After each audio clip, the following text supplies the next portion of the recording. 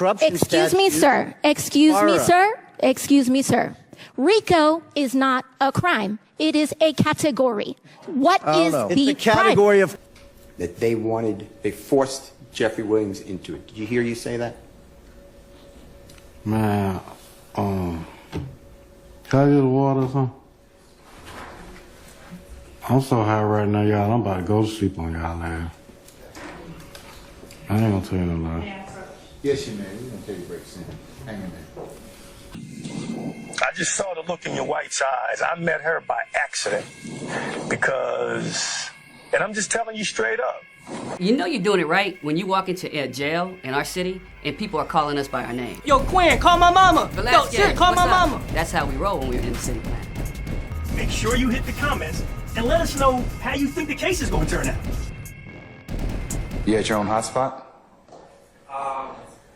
I take it from that, I've always had trouble with my own hotspot. I would just suggest that redundancy is always a good thing. I don't know how the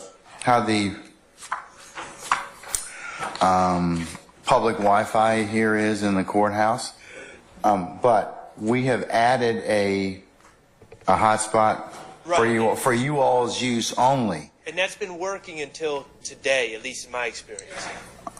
Well, Something's happened today that it's gone down.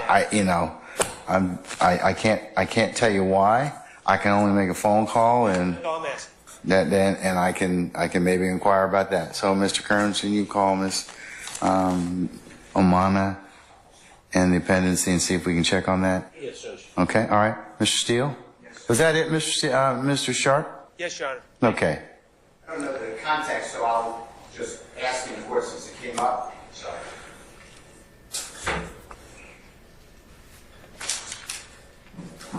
I said I don't apologize. I don't know the context, so I don't know the objection to be made, but replaying a recording that has been played already would, in my opinion, be cumulative, and none of the speakers are here. But again, I don't know why that would come up. Yeah, let's see what the state offers it for, and I think that's a little premature at this point in time. I was just answering because I heard you say any other objections. So. Oh, that's at the time that you all have have an opportunity to take a look at the transcript.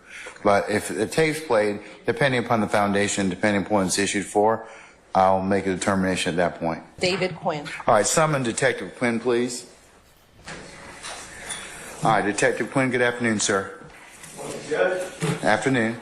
All right, come on up to the witness stand, sir. And before you sit down, if you would be so kind and turn and face us, Deputy Ham, be sworn as a witness. Raise your hand.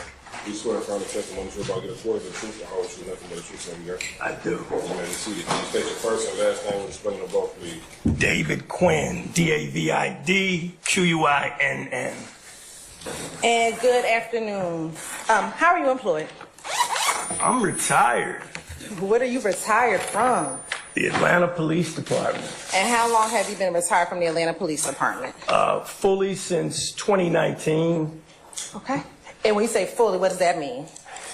So I joined the Atlanta Police Department in 1985 when I was 20 years old, and I stayed until 2019, so I did 33 years and some change. After that, I got into the true crime TV business, which is what I do now. Mm-hmm. And tell the jury a little bit about your time with the Atlanta Police Department over those 33 years. Again, I hit the street when I was about 21 years old, 1986, after having been hired at 20. And I went straight to Zone 3. I don't know, Zone 3 was back in those days, Southeast, Southwest Atlanta. I stayed there 10 years in probably the highest crime district in the city at that time. After those 10 years, I don't know why, somebody sent me to Bankhead, and I went to the Zone 1 precinct, and I worked there for another 5. In my 15th year, after working those high crime areas, somebody promoted me to detective, and they sent me straight to homicide, which sent me right back to those same neighborhoods in Zone 3 and Zone 1. It's like going home. So. And well, I had to investigate whether or not an officer had the legal authority to use his gun in a deadly way. I investigated deadly force. And to your knowledge, is that responsibility of investigating officer-involved shootings still the responsibility of the homicide unit? You know, when I was on the way out, it changed gears. They decided to let the Georgia Bureau of Investigation handle those shootings. I guess they didn't want the actual agency to investigate itself. You're assigned as when you are assigned an officer-involved shooting, if there is an underlying crime that occurred before the officer-involved shooting, do you investigate both the underlying crime and the officer-involved shooting, or do you are those two separate investigations? No, you have to work both. You've got to understand the reason why the officer was there in the first place, why he pulled his gun, why he used deadly force. Sometimes it's not involving a weapon. Sometimes it's physical force. Do you remember Officer Robeson L. firing his gun at that vehicle? I heard shots being fired, but I couldn't advise who was making those shots at the time. Okay. After the vehicle struck the police car and drove towards the entrance, did you hear or did you see Officer Robeson shoot any shots towards the back of the car? No, sir, I did not. Did you hear additional shots? I said that I heard shots, but I didn't know who was making those shots. Yes, sir. Right. I guess what I'm asking is, were there a sequence of shots before the car was hit and then after the car was hit? That I can't confirm. Okay. Man, that nigga hop back in the car, man. We just started running. Wow. Well, got their bag. Turn around, man. Turn around. Get over there. Off the car. I run to you. You got down there. Some of the old outside. Only. Just show the cars.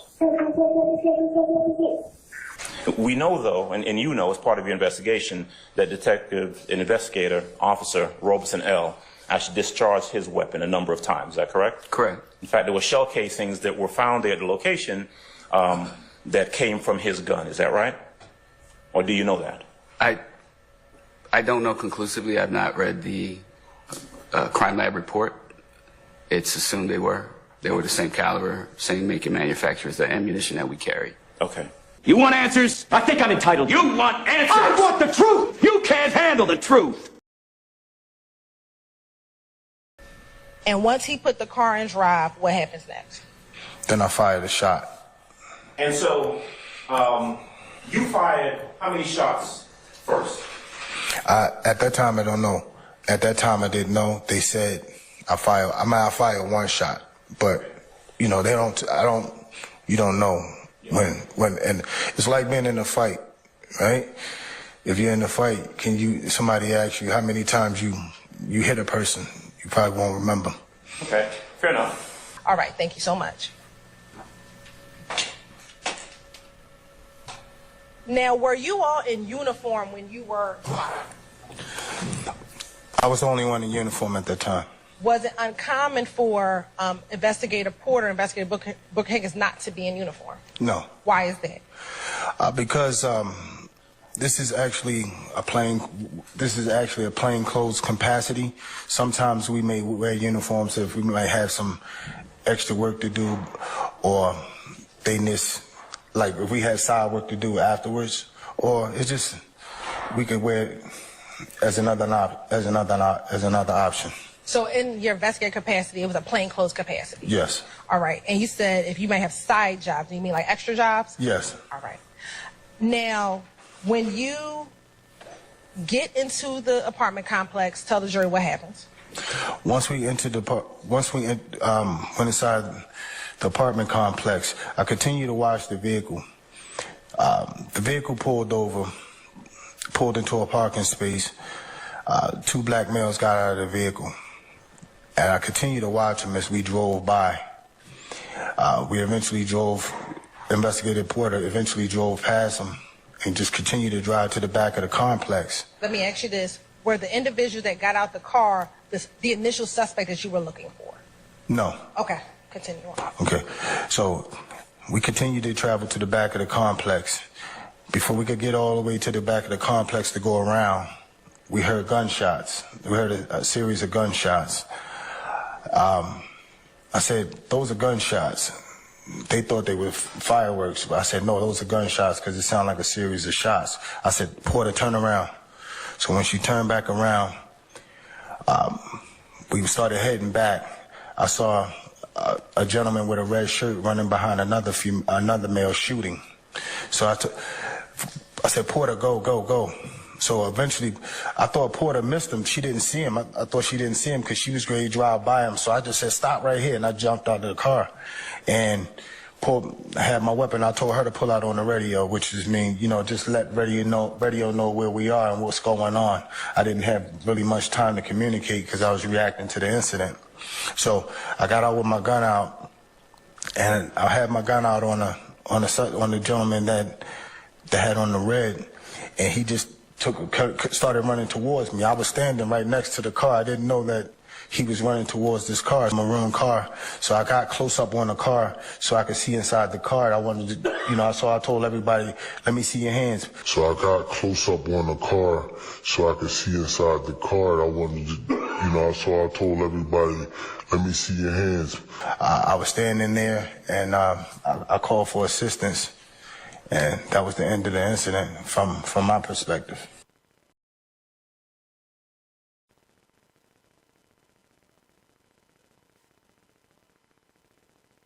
As a group, to assist each other. As a group, to assist each other. As a group, to assist each other. As a group, to assist each other.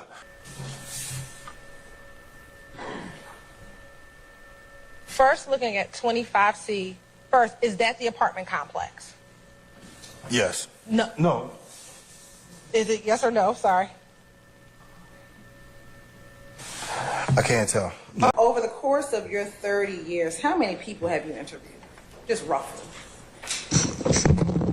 I mean, thousands. I mean, I can't put a number on that. Okay. And you talked a few moments ago about building rapport. Tell the jury, why is it important to build rapport? You don't want your interview to be adversarial. You want people to be calm and give you truthful testimony that you can verify later. Mr. Studer, you got to pose an objection, and then you got to tell me a basis. Because selling your honor doesn't let Ms. Weaver know who you are. So please go ahead and objection and tell me your basis. I have a motion. I have a motion. All right. Ladies and gentlemen of the jury, can I get you to step into your headquarters for just a second? Detective, can I get you to step outside for a minute? All right.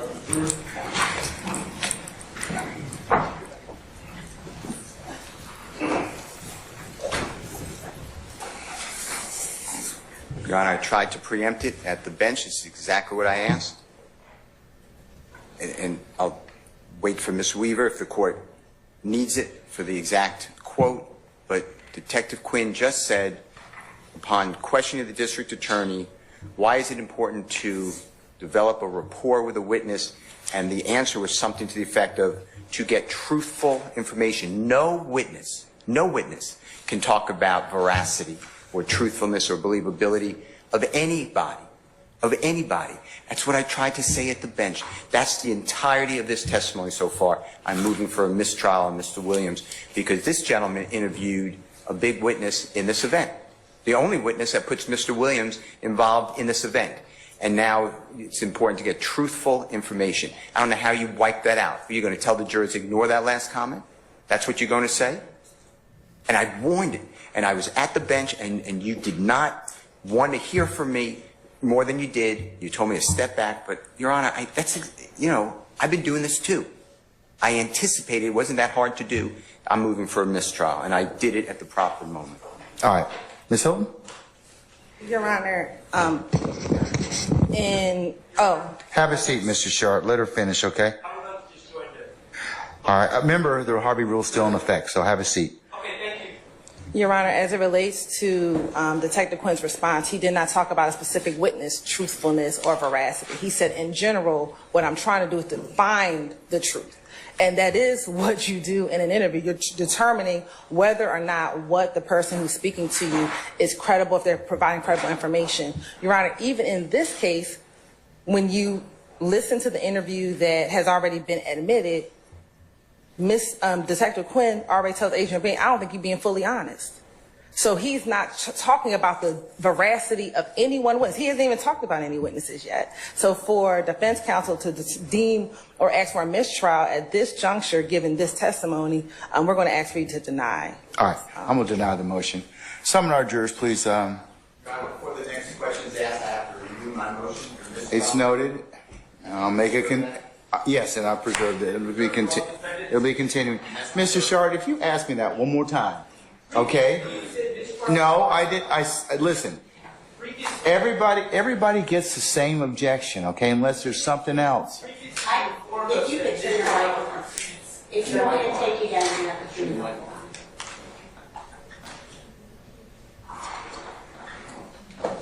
Your Honor, previously you informed all defense counsel that motions for mistrial were not subject to the Harvey rule. No, I That's didn't. why I'm doing this. No, I If you didn't. tell me that motions for mistrial are now subject to the Harvey rule, and that's on the record. I don't recall my saying that they were not. So Respectfully, I recall that, but I will just rely on the Harvey rule from now on, if that's clear for the I'll record. assume it for everybody then, unless you opt out. Thank you, Your Honor. And just in case there's any confusion about the prior testimony or the prior arguments that were made for motions in this trial, my understanding from the court's ruling today is that it applies to all defendants. Yes. Thank you. All right, summon our jurors, please, sir.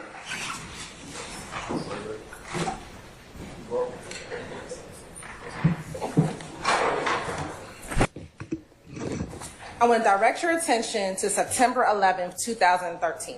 Were you assigned to the homicide unit? I was. And did you have the occasion to respond to 2745 Old Hateville Road, Atlanta, Georgia, Fulton County? I did. And did you arrive with other officers?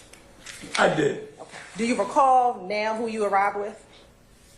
Well, I was riding alone, but other homicide detectives went to that scene. You had Detective Vince Velasquez, who's my longtime partner. You had Detective Summer Benton, my super. Is that me?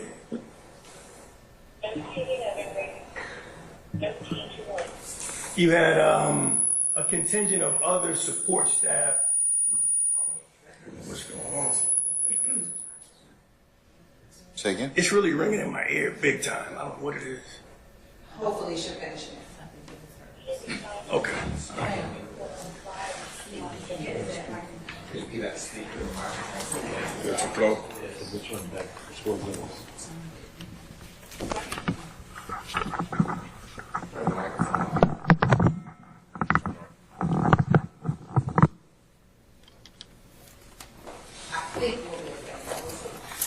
I'm pretty loud. I don't think I need it.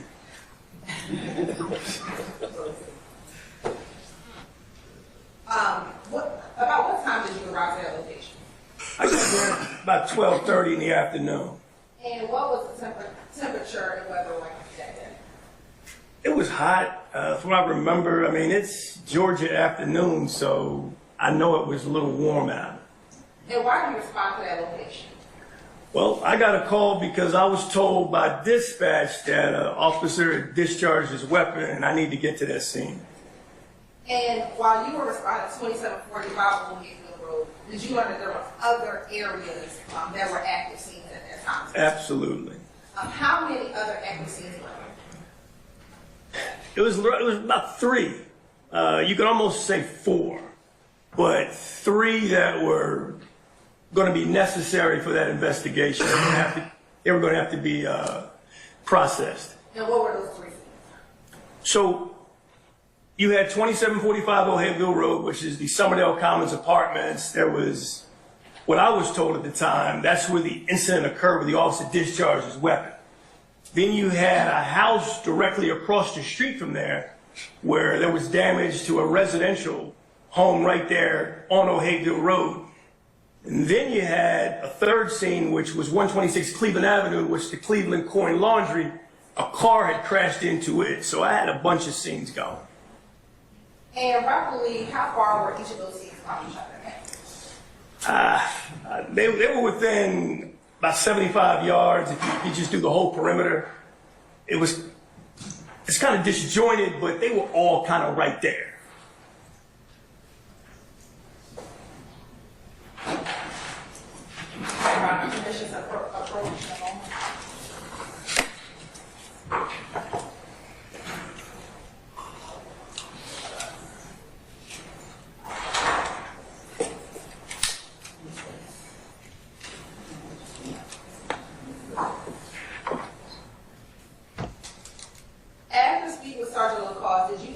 homicide detective to assist you with taking control of any of the scenes? I asked two. Okay, who were those two? I asked Detective Vince Velasquez to actually go up to 2745 Old Hapeville Road at Summerdale Commons and work that scene, whatever it may be. I then asked Detective Summer Benton if she could handle the 126 Cleveland Avenue. I mean, we had a car that had crashed into a building. I wanted to handle anything related to that evidence. And did you yourself know anything, any evidentiary value at 2745 Old Hapeville Road or 126 Cleveland Avenue? Well, when I went up to 2745, there were shell casings all over the ground. I don't remember how many it was at the time. Clearly evidence of a shooting. There was a disabled front gate. This really nice mechanical gate had been destroyed, and it looked like fresh damage. And I wanted Detective Velasquez to take his time and go through that and report back whatever his findings were. And was he able to do that for you? He was. And who were those individuals? I was told that it was a Frederick Prothro, Walter Murphy, and an Adrian Bean. Out of those two individuals, were you aware if any of them had injuries? Oh, yeah. I found out that Frederick Prothro had a serious gunshot wound to the back, which changed my thinking. I mean, we had someone who was actually struck. So a lot of my energy went to that. I also found out that it was Walter Murphy had gunshot wounds to the legs.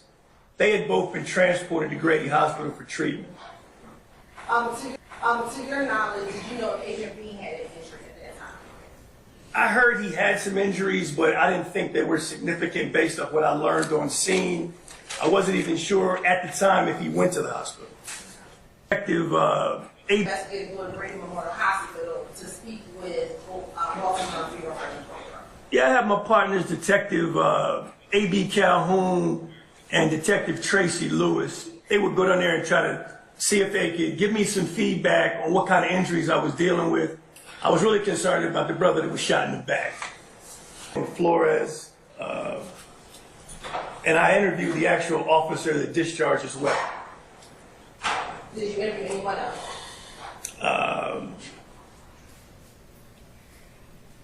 I didn't really interview, but I actually, there was a young man by the name of Skateboard. Did you remember his name? Did you ever learn his actual name? Brian Taylor Ransom is what I found out his name was. When you met with Investigator Robertson L., do you remember where you actually met with him? So because this was a major scene, they pulled out all the stops. They brought out what's called the mobile command vehicle. This is an air-conditioned camper where they put the officer that's been involved in the shooting away from everyone. And when I walked into the camper, this mobile crime unit, he's in there with his lawyer. So I was, his union lawyer, the officer. And was he able to provide you information that assisted or helped you with your investigation? He gave me some understanding as to why he discharged his weapon. We agreed on scene that he would come back the next day with his attorney and give a formal statement at the homicide office.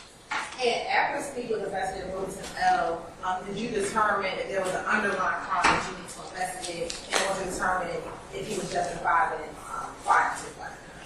There was a shooting that prompted Detective Robertson L. to discharge his weapon, as he told me.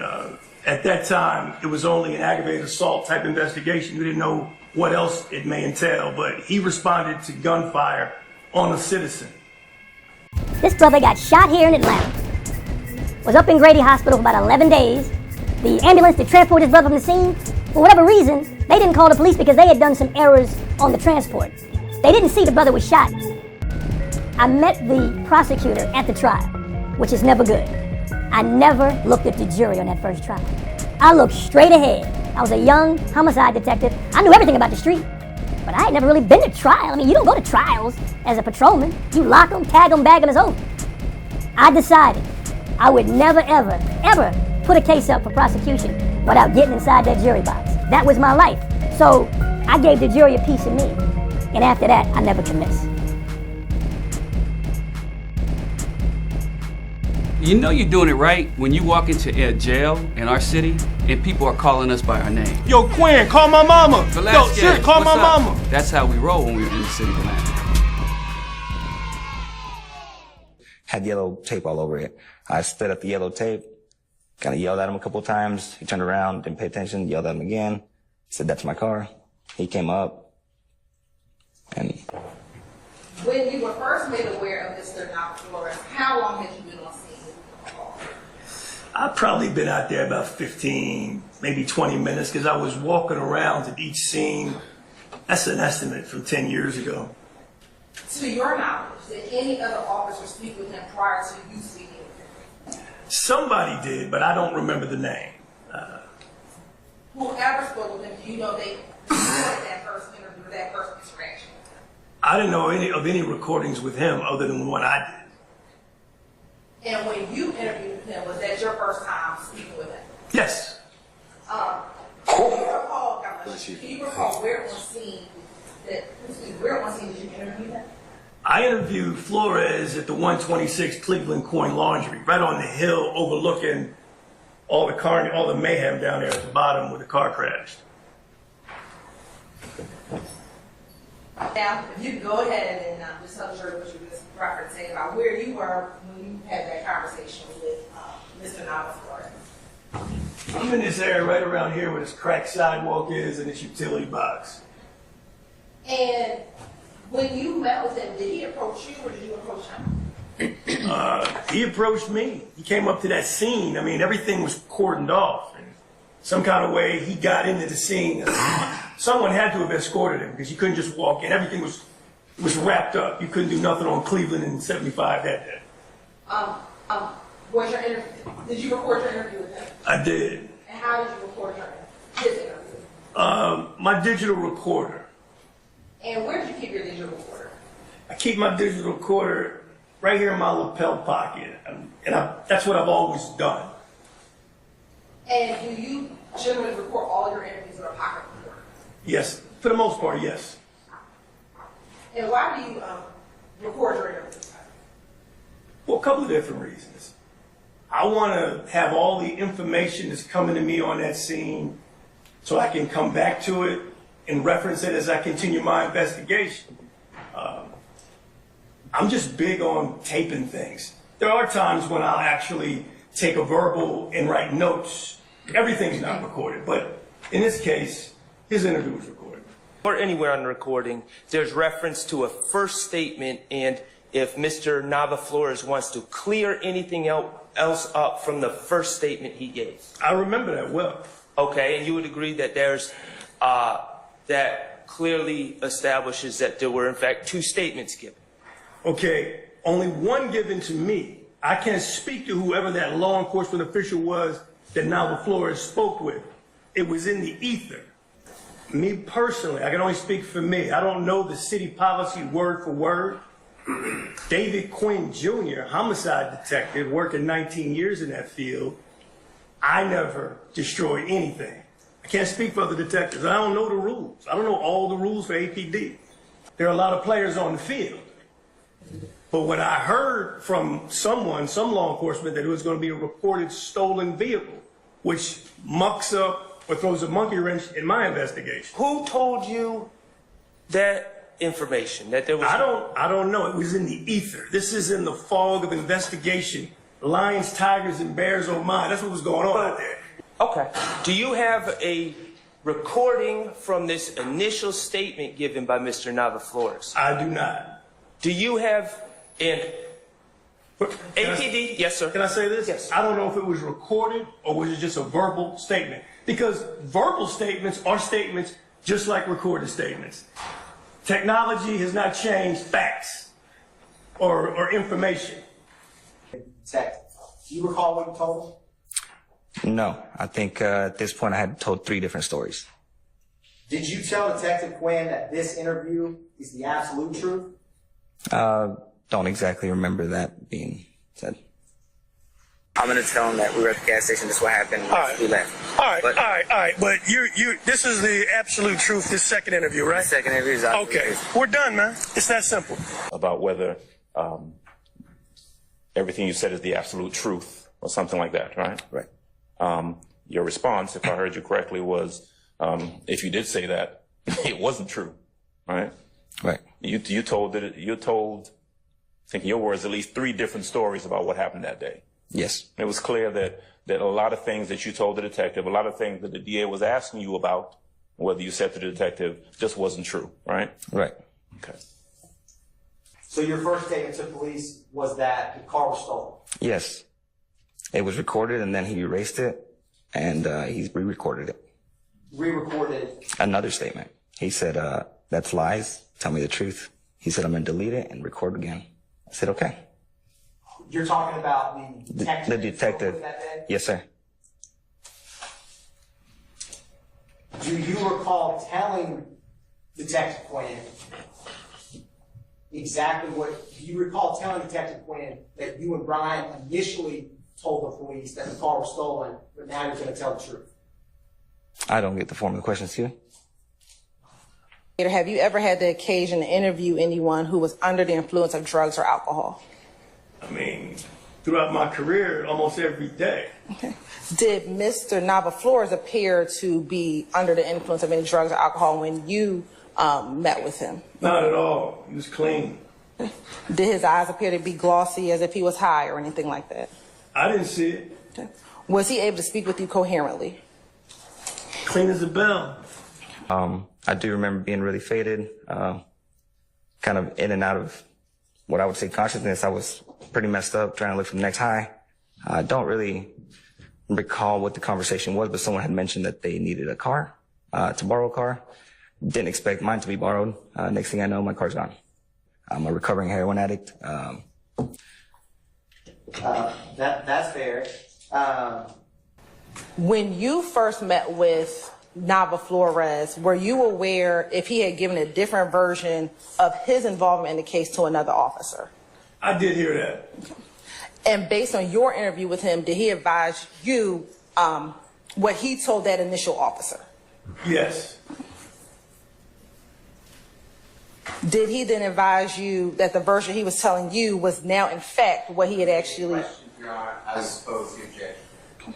I sustain the objection. Your Honor, this time I'm impeaching Mr. Nava Flores from what his testimony. Do you have your witness on direct, ma'am? So you're going to need to ask. Was he able to tell you about what happened on September 11, 2013? He was.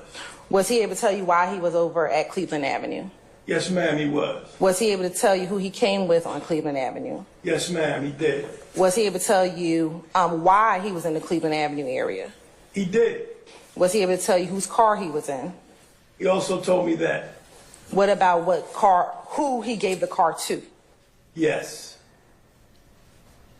Was he able to tell you if other people entered the car that he had given to someone else? He did.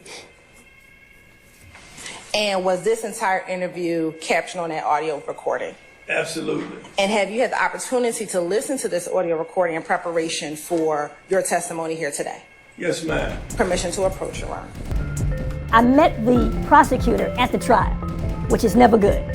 I never looked at the jury on that first trial.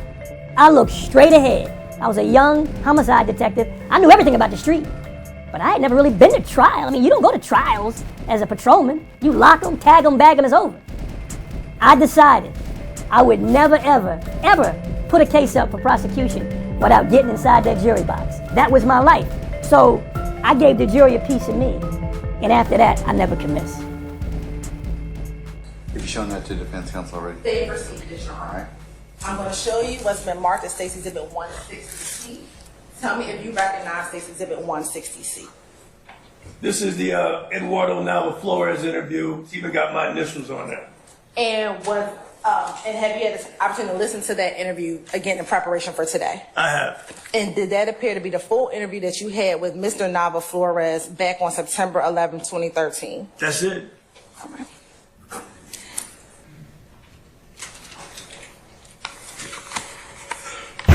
FBI, open up!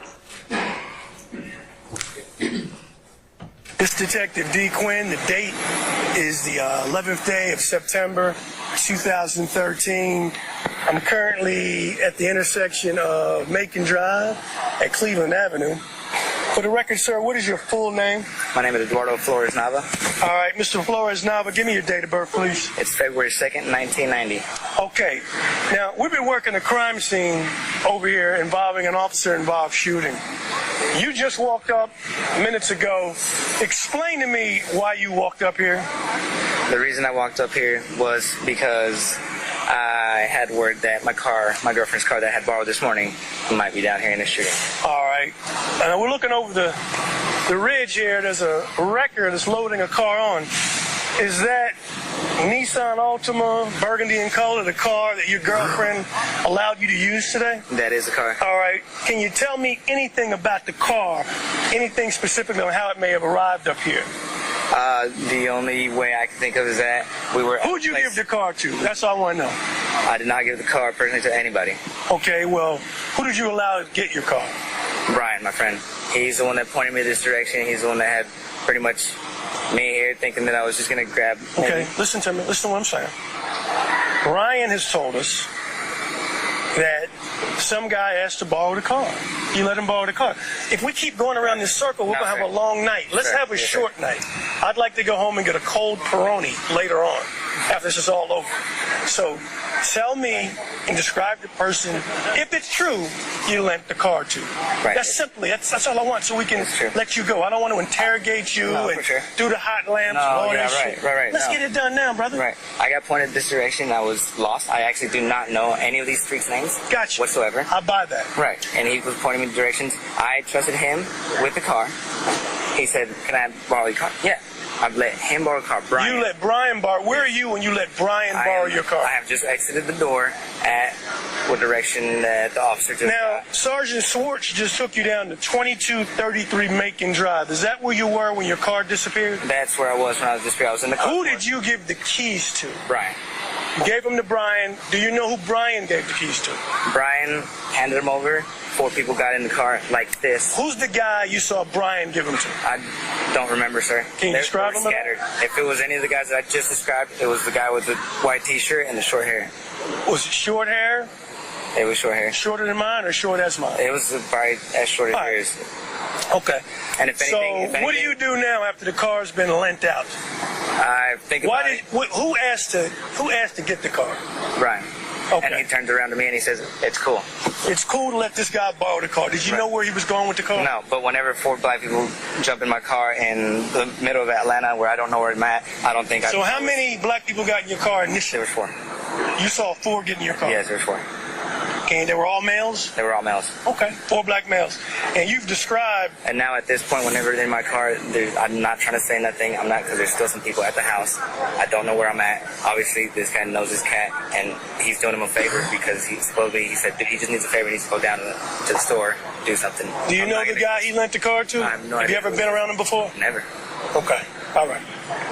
Anything else anything else in that first statement that you'd like to clear up now that we're here? Yes, Anything else?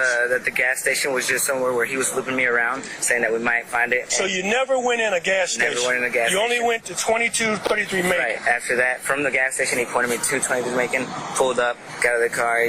He started talking to him. I kept my stuff because I don't know these cats. Did you see any firearms at all during this exchange of the vehicle? I did not. If I would have probably seen some firearms, I would have told them from those 20 minutes that we sat there waiting for the car to get back, I would have told them, look, fuck that. Why is there a cop rolling by this house now? Because it wasn't but 3 minutes, 4 or 5 minutes after that the cops were just barreling down that road. Gotcha. And the guys that were there didn't say nothing, but they had this look in their eye like, you know, and they looked at each other, and to me it was just like a gut feeling. That So what prompted you to leave, to come up here to Old Hateville?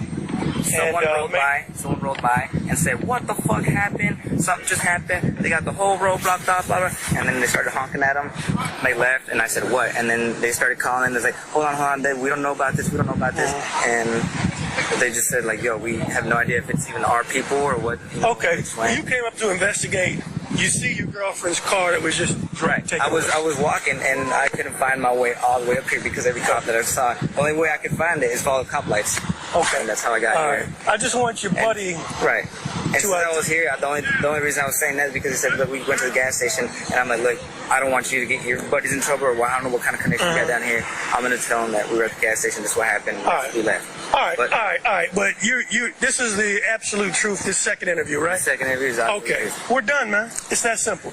All right, ending time is 2:32 in the p.m., 9/11/2013. And was that the entirety of your interview with Mr. And I said Nava Flores incorrectly, Mr. Flores Nava? Yes, ma'am, it was. And after this interview with Mr. Flora Naves, did you have any additional interviews with him? I did not. And was this your only recorded interview with him? Absolutely. At any point, have you ever erased any part of this interview regarding Mr. Flores Nava? Not at all. Or any other department gave her any information about surveillance footage from the laundromat that had any evidentiary value? No.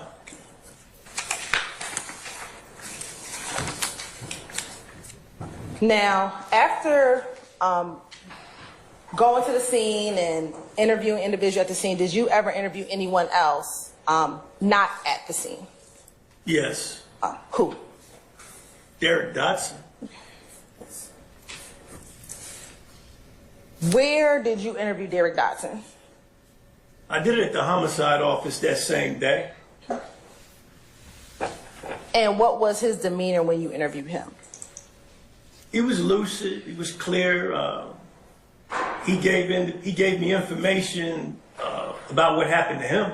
Okay. Was he able to tell you, and don't tell me what he said, but was he able to tell you if money was taken from him? Yes. You're right, I'm asking if he was able to tell him that, not what he said. I'm over the objection on both grounds, Mr. Steele and Mr. Sharp. You may answer the question, Detective. Was he able, not what he said, but was he able to provide that information? Yes, he was.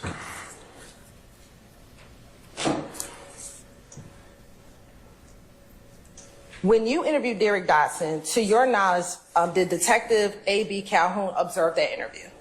Yes, he did. With Detective Calhoun, to your knowledge, was he responsible with inventorying that money that you said was found on the ground outside of that red car? He was. Okay. And after you spoke with Derek Dotson, was Investigator Calhoun able to tell you how much money he inventoried? Yes. How much money did he inventory? $970 cash. And your Honor, Detective Calhoun did testify previously.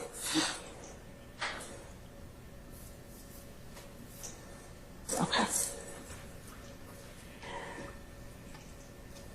Now, during the course of your investigation, did you have Detective Velasquez assist you in interviewing a Detective A.C. Booger Higgins? I did. And as a part of your investigation, did you learn a description, was A.C. Booger Higgins able to give you a description of, let me back that up. What was your understanding of A.C. Booger Higgins' role in this investigation?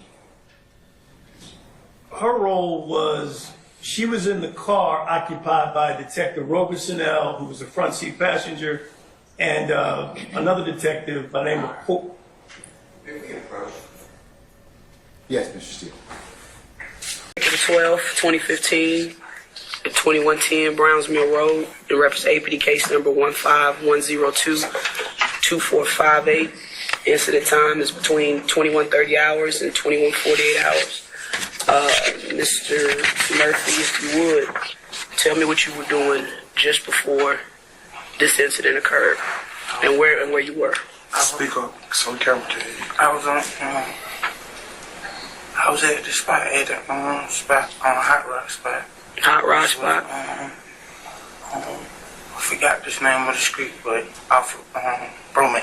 Okay, when you say spot, what do you mean? My house. Just a regular house? Is that where he lives? Or lived? My house where everybody hung out at. Okay.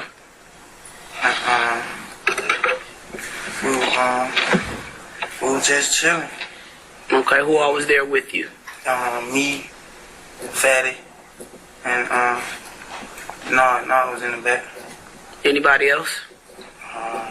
Can't really. I think it was like a Jay working the door or something. When you say work in the door, what do you mean? You said work in the door. Yeah, answering the door. Oh, is it like a dope house? Do they sell dope out the house? Like, I'm just trying to. You saying work in the door? Like, why do you think somebody? Okay. So you, Fatty, and Nard, and maybe a Jay that was at the house.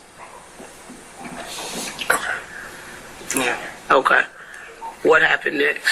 Do they sell dope out the house? Like, I'm just trying to. You saying work in the door? Like, why do you think somebody? Okay. So you, Fatty, and Nard, and maybe a Jay that was at the house. Yeah. Okay. What happened next? Talking about The one that the exhibit that's still up on the screen. You see that? Yes. Okay. So I noticed that the attorney, your lawyer there, he has his hand right there on your arm. You see that? Yes. It's underneath your arm, correct? I can't tell. He's right there though. Right. And it's right there, and it was actually there during the course of your interview, correct? Yes. And it was there pretty much the entire time while you were doing your interview, right? Yes.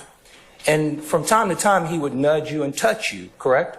I noticed that. You did notice that, right? Yes. Do you know why he was nudging you and touching you during the course of the interview?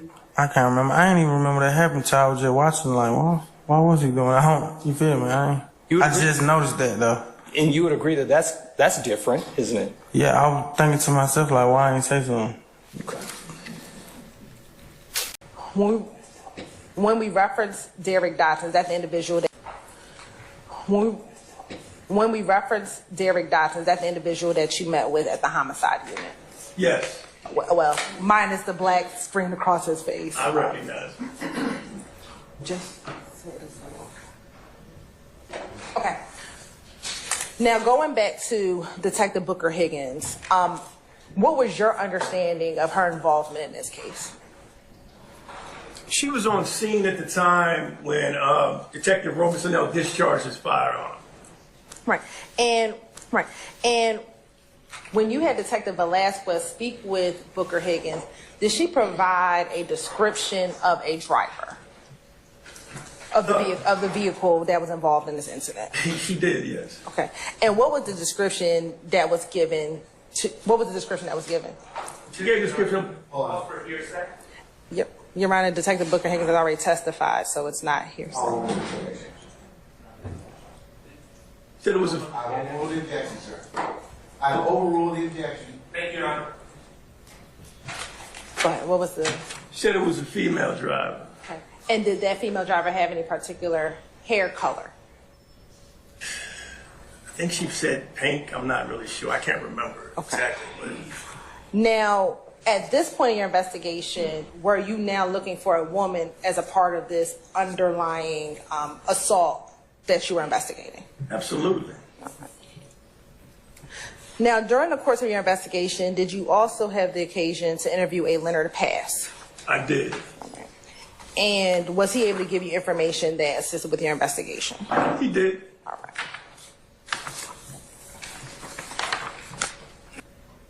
And looking at 112C.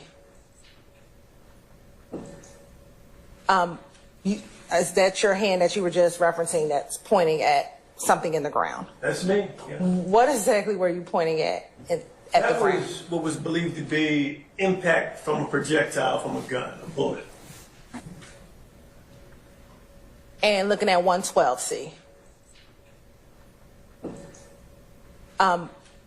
Is that your hand that you were just referencing that's pointing at something in the ground? That's me. Yeah. What exactly were you pointing at the ground? That was what was believed to be impact from a projectile from a gun, a bullet. Looking at Section 157, do you recall seeing those items while you were back at the crime scene, like on September 11th? I don't remember seeing them. I mean, and I wasn't looking for them. Honestly, I mean, I delegated that out. Had a lot going on. Those guns were of importance to me at the time. And this is that you delegated out to Summer Bank? Yeah, I mean, you can't do it all. You've got to depend on the people you work with to actually, execute what you needed to do. I'm in the fog of investigation. I need help, like anybody else. So I'm looking at Stacey on 157. Can you describe for the jury how that toolbox is positioned? Is it laying flat on the seat, or is it kind of raised up a little bit? It looks like the front end of it is on the seat, and then it's propped up against the back of the back seat. It's like the driver's side back seat. And is the blood underneath the toolbox? Yeah, I see some transfer of what appears to be blood, yeah. And to your knowledge, do you have any idea how the items got on the seat, or if those items were actually in the toolbox prior to this picture being taken? I don't know anything about that. All right. That's it. Thank you so much. The prosecutor's trying to figure out which jail call can give more. She's only putting in addition to 3. She's going to tell us which ones they are. Why would you like to reserve the last word? You're right. I did identify 2 of the 3 that are the newer calls that have not been admitted. I identified one, and I'll call it, for the purposes of this, the chicken call, because it stands out because she's talking about cooking fried chicken. The second call after that is a call where she's at the baseball game, and that's very identifiable. It is the third call that I advised that I will ask the court if we can take a brief break so I can just identify which call that is so that they can know. But I've identified that 2 of the 3 calls. Do you have any objections to the baseball or chicken call? After I know it's not just one. You haven't reviewed those yet? You haven't. Okay, well, what do I need more time to? Because, okay, either you said to let you know if the issue comes up. Okay, but do you have any specific objections to those 2 calls? Not the third one that we're going to need to take a break on. As I told you. I may have, I may not. But you're going to, you told me to let you know. So I told you.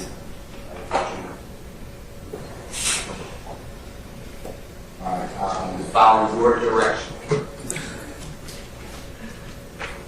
Mr. Steele, please don't try and engage me in conversation. You're not prepared. Because if you prepared, you'd have told me. You invited this conversation. I did. I asked you if you were ready. If you were ready, you say, yes, Judge, I'm ready. I have to do those two calls. Now, if you're not ready, then go ahead and just tell me you're not ready, and we'll go ahead and I'll go ahead and we'll figure out something else to do. But if you have any other basis, then tell me. Your Honor. Your Honor. You instructed me. I raised this already. You know exactly what I'm talking about. No, I actually don't. Well, then we need to ask the jurors to politely leave so I can refresh them.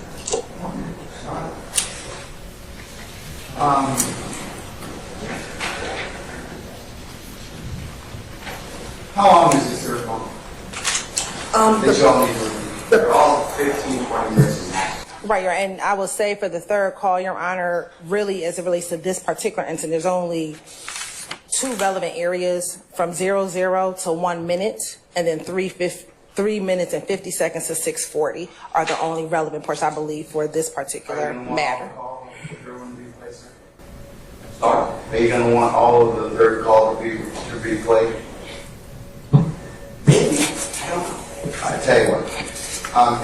How long is the third call? So all the calls, Mr. Steele is correct. All the calls are approximately 15 minutes, and the state does intend to play all 5 calls. 20 minutes. Your time, as much time as you want. I'm just going to refresh your memory. No, I'm talking about the third. I'm talking about the third call. You get a couple of them. But I need the court instructed me. I don't know why we're doing this. The court instructed me to help the court. That's what I'm doing. When it comes up, that's what you instruct me. So I'm following what you asked me to do. Now you're acting like I'm not prepared. I'm very.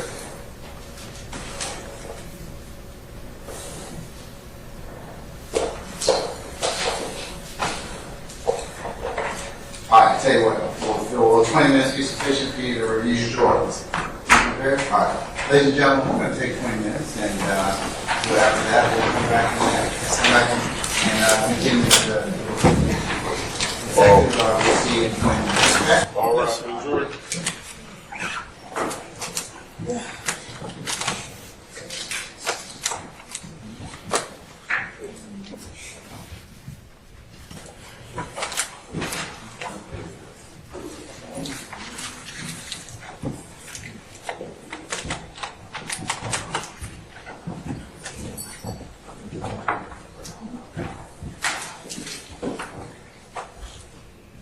All right, ladies and gentlemen, please be seated for your technical seat appointments, okay? Yes, sir.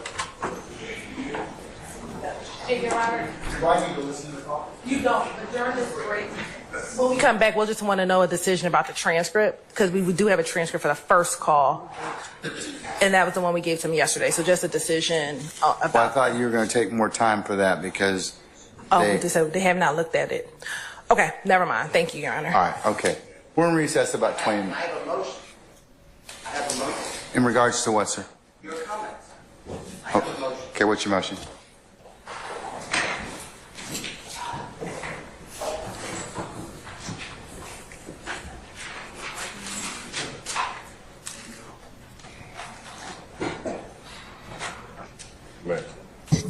This is the second time that this honorable court in front of the jury has addressed me inappropriately and wrongly. Second time. The first time I gave the state discovery of a song from a Super Bowl. Weeks before, there was an objection. You assumed that I didn't give it to the state. I didn't want to embarrass the court. So you were yelling at me and saying, do you understand me? Do you understand me? And instead of saying, do you understand that you're wrong? I sat here and I said, yes, Your Honor.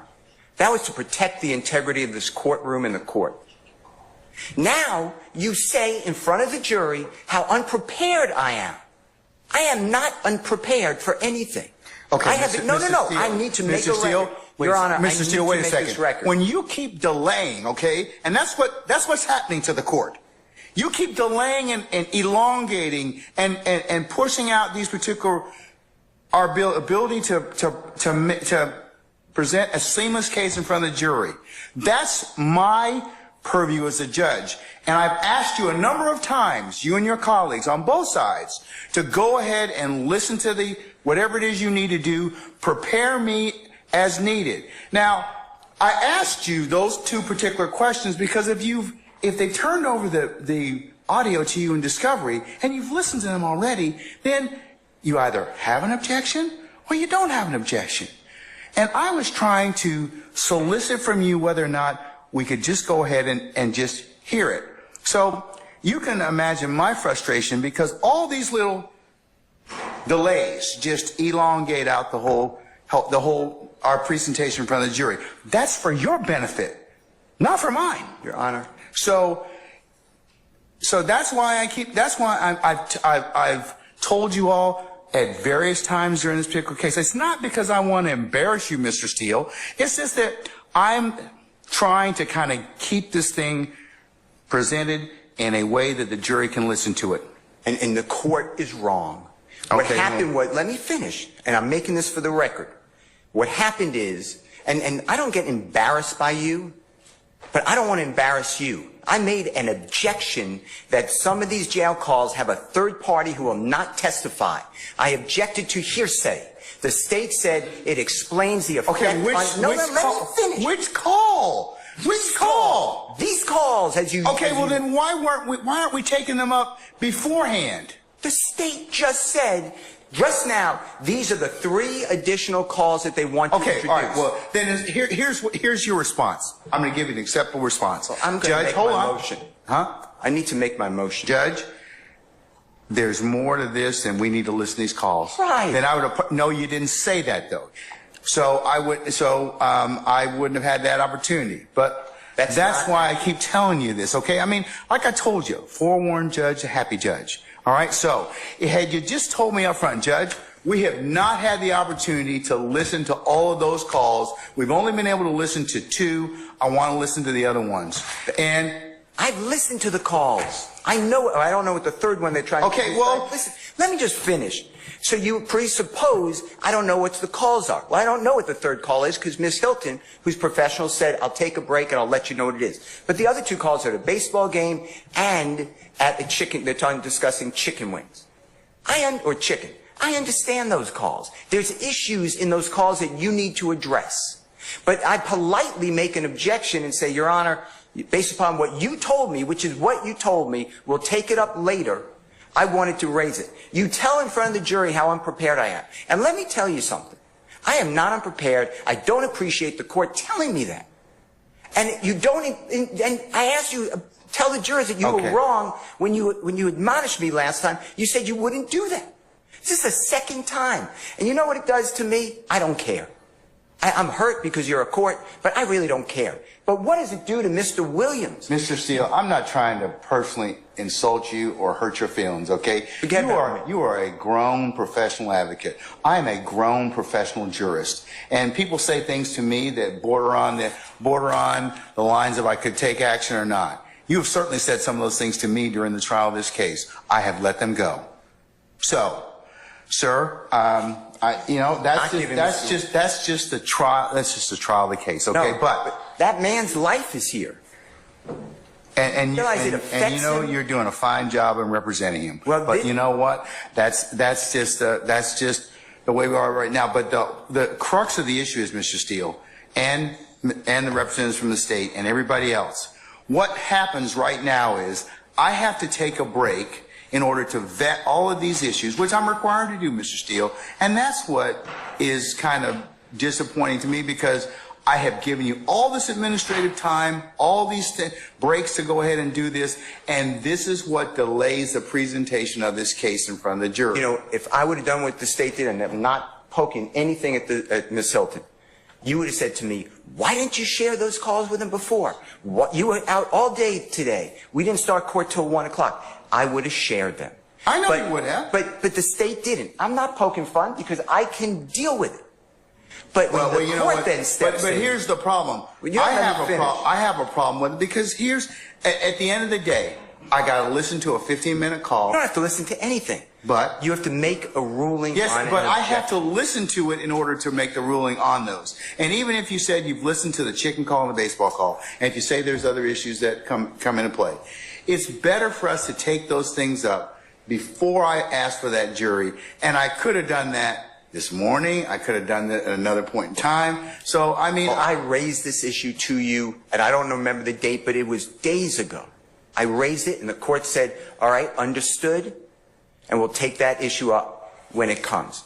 Now, what am I supposed to do? Sit there and say no objection? No. Right. I said, Judge, it's an issue we need to take up. Not at all. And in addition to that, today alone, and this happens, today alone the state introduced 2 exhibits. I've never been given them before, ever. You know what I did? No problem. No problem. Because I think that's professional. One was a Google map. It needs to be clarified for the record that it was not done on September 11, 2013. And then a map with little dots with 0.4 miles I've never seen before. But I didn't do anything, Your Honor. I want to move the case. But when the court, it gives me no pleasure in saying this. I believe that this honorable court is biased against Mr. Williams and or his counsel. And I ask you to consider recusing yourself or don't do this again to me. This is inappropriate to me. I respect you, but what am I supposed to do? Sit there while you do this? I didn't do anything wrong. I did exactly what you teach me to do and the courts teach me to do. All right. But instead, no, I got to finish this. Then I get told to this court says by Prosecutor Love that I'm not being candid with the court and I'm misrepresenting because Mr. Bean never went to the hospital at Grady on September 11, 2013, and Ms. Love has a document on the desk to prove it. I sat right in front of Your Honor at the table, at the bench, and I said, I'd be careful what you say. That's not accurate. Ms. Love looked down on me and she said, it is accurate. You said, we'll take a break, figure it out. After the break, you didn't even bat an eye. Ms. Love said, yeah, I was totally wrong. Mr. Steele's right. He was taken to Grady. If I would have done that, and called another member of the bar disingenuous, not truthful, no candor, and misrepresenting, you would have had me yelling in front of a jury. You did nothing. You didn't even ask Miss Love to apologize. I don't want her apology. I don't care about Ms. Love, but I care about the court. And now if you can walk in someone else's shoes just for a minute and see what you're doing to Mr. Williams, because it's hurtful.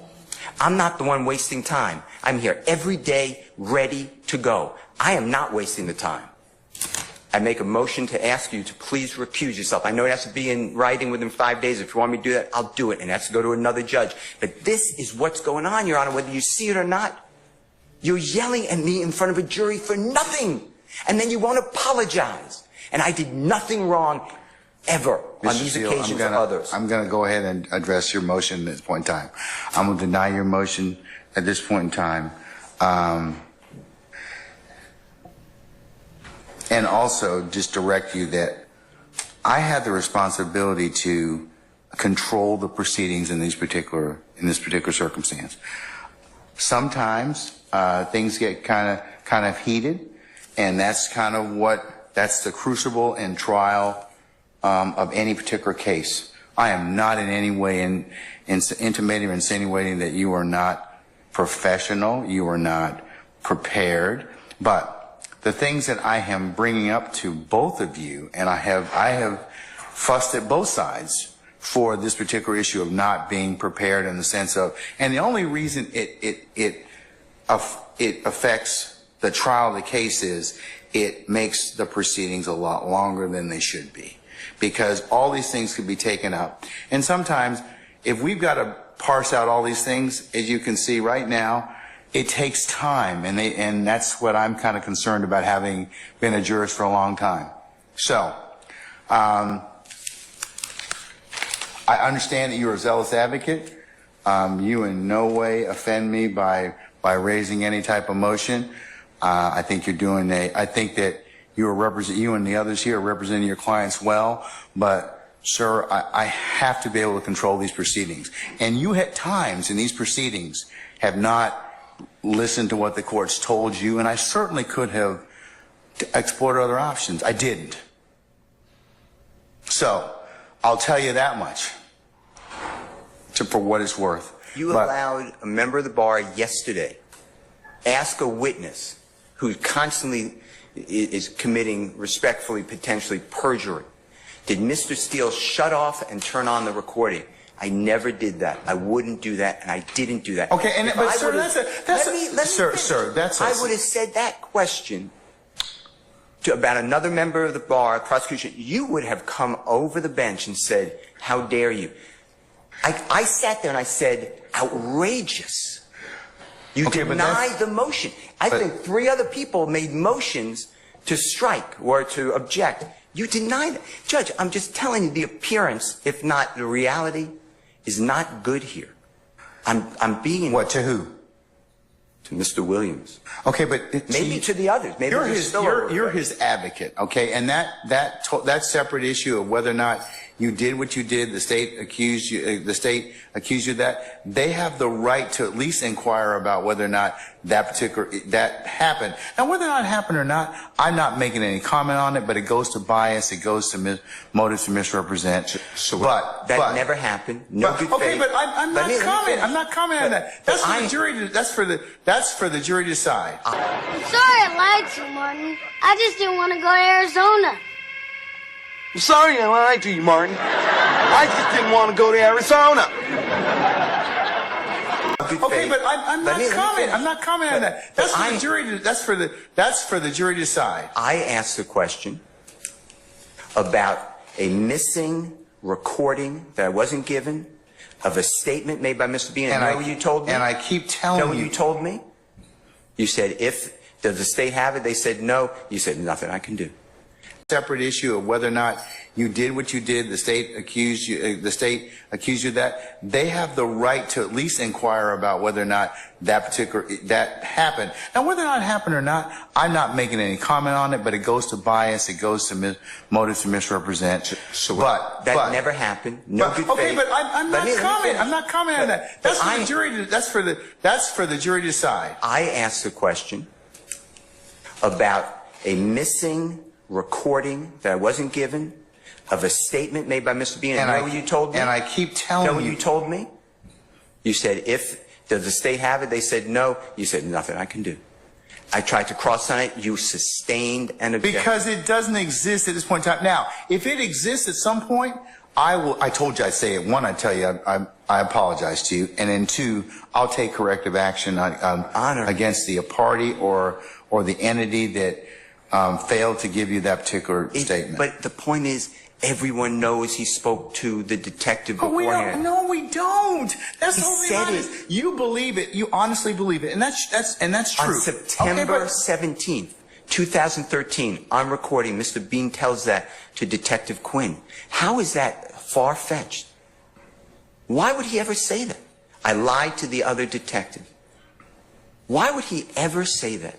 I mean, logic has to come into this courtroom at times. But you stop me from doing it, but you allow another lawyer make up that I'm stopping and starting a recording. And he says, well, I don't recall. I don't remember anything. Here's the thing. That's why probably Miss Love asked me to put it under seal for the time being. But, I mean, I'm not saying anything. But if true, that's a pretty serious accusation. If true, I'll die right now. How about that, Judge Glanville? Your Honor, I object to this. I don't care about her objection. I'm speaking with the court. Your Honor, I object. I'm speaking with the court. Okay. I'm speaking with the court. Let him finish, and then you can state your. My point is, if you don't see what's going on, it's because you're not viewing it out of the lens of a juror. Mr. Steele, I can't do that. I have to be the referee. So the jury decides those particular issues of believability and credibility. Now, I'm not getting into the throes of war between you and the state. That's your business, and that is certainly nothing to do with a throw of war. No, but I mean, it's your ability as an advocate. I told you before, that's your ability as an advocate. All right. What I'm saying is, you said in front of this jury, I was unprofessional. I am not unprofessional. You were wrong. I think at that particular point in time, given the totality of what happened, that's what the court's assessment was. Sir, I am. But it was wrong. It's a snippet in time. Mr. Steele, you're a very good attorney, but I'm a professional jurist, and you may not like some of the rulings that I make, and you may not like the way that the trial is going at a particular point in time. That's for all advocates. Ms. Love and her colleagues, I've told them the same thing. But I think that, my job as the referee is to give you a fair trial. And that's what I'm going to do. Well, I hope that's true. But you just told the jury I'm unprepared. And I am prepared. I don't understand why you would say that.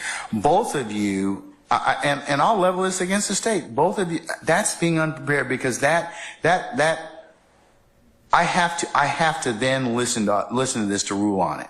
I understand, but I'm the only one that the jurors here, the court, take ire with. Ever. Without an apology, without. I think I've taken Ms. Love and Ms. Hilton and her colleagues to task many times. No, I've heard you yell at them. I've taken them to task as well. I've heard you say to her, "Stop interrupting me. Answer my question." That's taking them to task. The jurors never heard that. Ever. So, I ask for a continuing recusal motion. And I know it's not in writing, but I assume that you're ruling on it right now. That's what you're saying. Well, when you got to put it in writing, but I mean, I'll rule on it at this point in time. I'm going to deny the motion, but you need to put it in writing if that's what you wish to do, and I'll appropriately. I'm also asking for a mistrial based upon your statements. I think I made that clear, but I'm asking for a mistrial. Okay, now, Ms. Love. I don't think it's a fair forum for Mr. Williams. Okay. And I don't want to ask for a mistrial, but I have no choice when the court is saying what it said, that I'm not going to repeat it in front of a jury. That's hurtful. And I'm not saying me. I mean, regardless of what I think of it, it's hurtful to Mr. Williams getting a fair trial.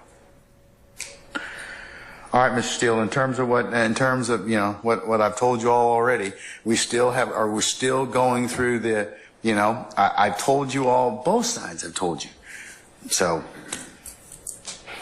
this just delays the trial. I mean, where I've got to rule upon other things. Well, I made this motion whenever I made it, and I raised it, and you said we'll get to it.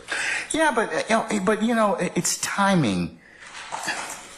I mean, did you raise it when we first got in here this afternoon? Did you raise it yesterday? Did you raise it kind of so I could kind of take it at that point in time? None of you did. If I would have been told that there were going to be 3 additional jail calls, I could have raised it. The 2 others are already in. I didn't object. All right. Okay. All right. Ms. Love? Your Honor, just the state would ask that the court deny the motion for mistrial.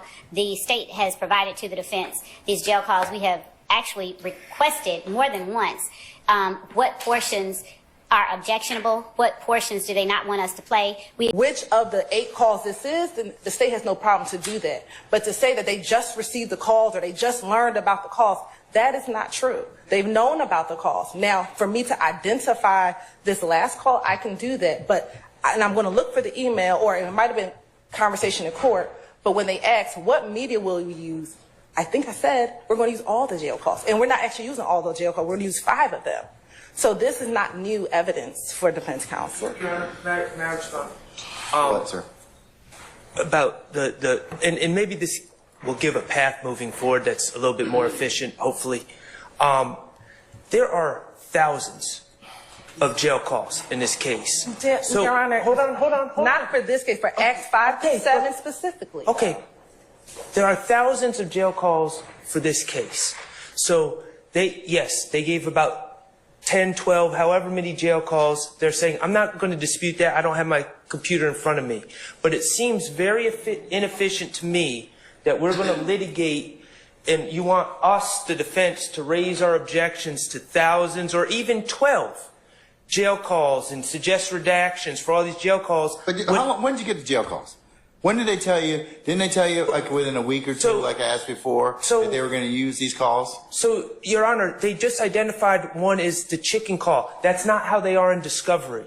So there's a cross-reference number. So we need to know exactly what call by the cross-reference number in discovery. There's nothing labeled chicken call. There's nothing. All right, but listen. Is there a certain number of calls for this particular act or acts? Yes or no? I can't. I don't have the email in front of me. So yes. Okay. So there's how many? 8, 10 calls? How many?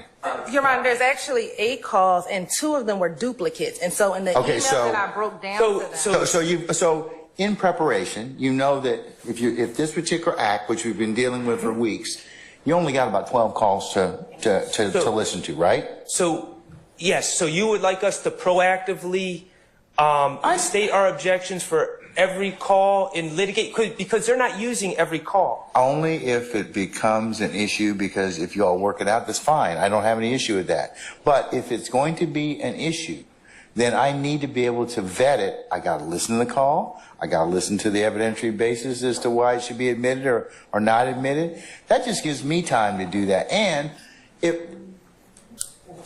if you say it's only going to take about 15 minutes or whatever, well, it may take longer than that. You see how long we've been out dealing with this issue.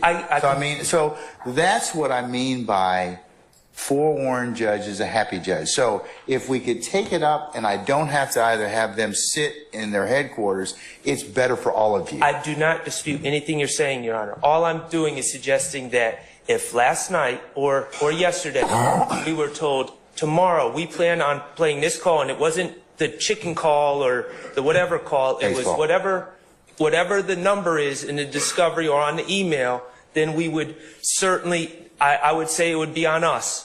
But that's not exactly what happened. I just want you on, and I'm not trying to, I really like Ms. Hilton a lot, so I'm not even trying to argue with her or say she's done anything wrong.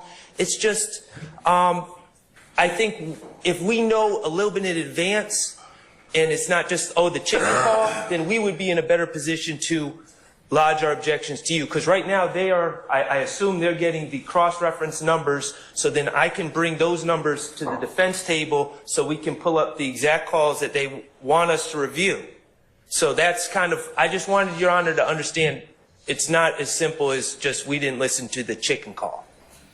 Your Honor, if I may respond briefly. I'm going to admit states 175 Alpha Bravo Charlie subject to a redaction. Charlie subject to a redaction of 1035 through 1056. I'm going to admit states 175 Delta and Echo. And Your Honor, those are Charlie Alpha, Charlie Bravo, Charlie Charlie, Charlie Delta, and Charlie Echo. So there's a C. Why do y'all make things so difficult? I know. I'm sorry. This guy right here has been my partner for, well, kind of on and off, even though we were retired 17 years. 15 years. Definitely actually. 17. Yes, we have been together longer than most people have been married that we know. We clock more hours than husband and wife on a daily basis. We're right there next to each other. And when people watch this, the people that know us in Atlanta in particular, they're gonna be like, that's how them jokers really are. And what we feel that you don't see in any other show is you don't see the realness. You don't see the genuine personalities that come out. We are not those khaki pants, polo shirt wearing detectives. He's an excitable person. People that know Dave know when Dave's passionate about something, the inflection of his voice raises, octaves go up a few notches. That's the passion coming out. He can't help it. I can walk down the street with a suit on and no gun. I ain't worried. I don't need troops. Me and this cat here, we're not gonna have those problems because of how we treated people. So all I got is my passion. And I love them streets.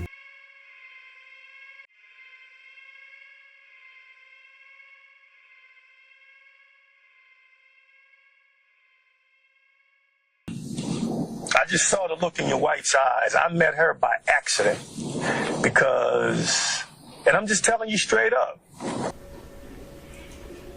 An inmate at Fulton County Jail. This call is subject to recording and monitoring. To accept this free call, press 1. To refuse this free call, press 2. We thank you for using Securus. You may start the conversation now. What up, man? No.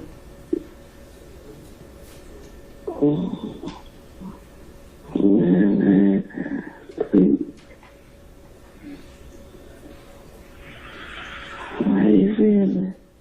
Man. Bunch of bullshit.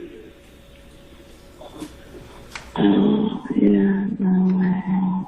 It's crazy. Ain't nothing but the Lord. Everything else for a reason. Yeah. Yeah. You know, we out there both fucking away. Oh, yeah. I ain't do shit. Yo, what the neighbors say? No. Bro, in the high level. No. I don't know that I got AJ and we came home. I saw the friend came over there. They came over there about 8 o'clock. Mm-hmm. Yeah, they did. So everybody came out. Right quick, so I can tell them something right quick. Go. Bro,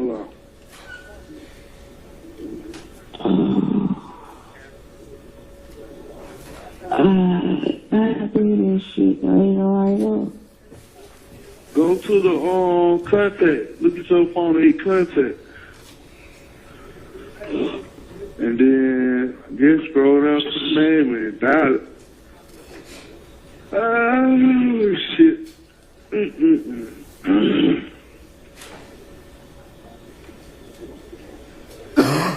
Hell shot Big Fred all in the back and shit. Shot goddamn DK all in the damn legs and shit. Goddamn 12 just went to shooting through the car.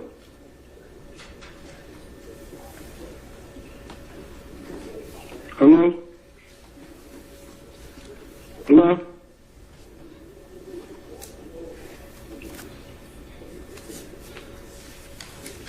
Please.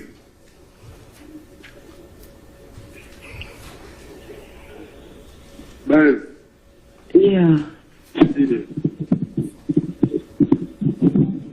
I'm trying to look through the phone, but you still talking at the same time. Hold on. Alright. Hear me? Don't click up till you pick up, alright? When you dial, don't let them answer the phone before you click back over. I don't like using that shit, man. I ain't got time for this shit. We ain't up. Hold on. Man, it's a free call. I'm downstairs. I ain't even made it around the corner yet. When I get one going, I ain't gonna be able to make no three-way call.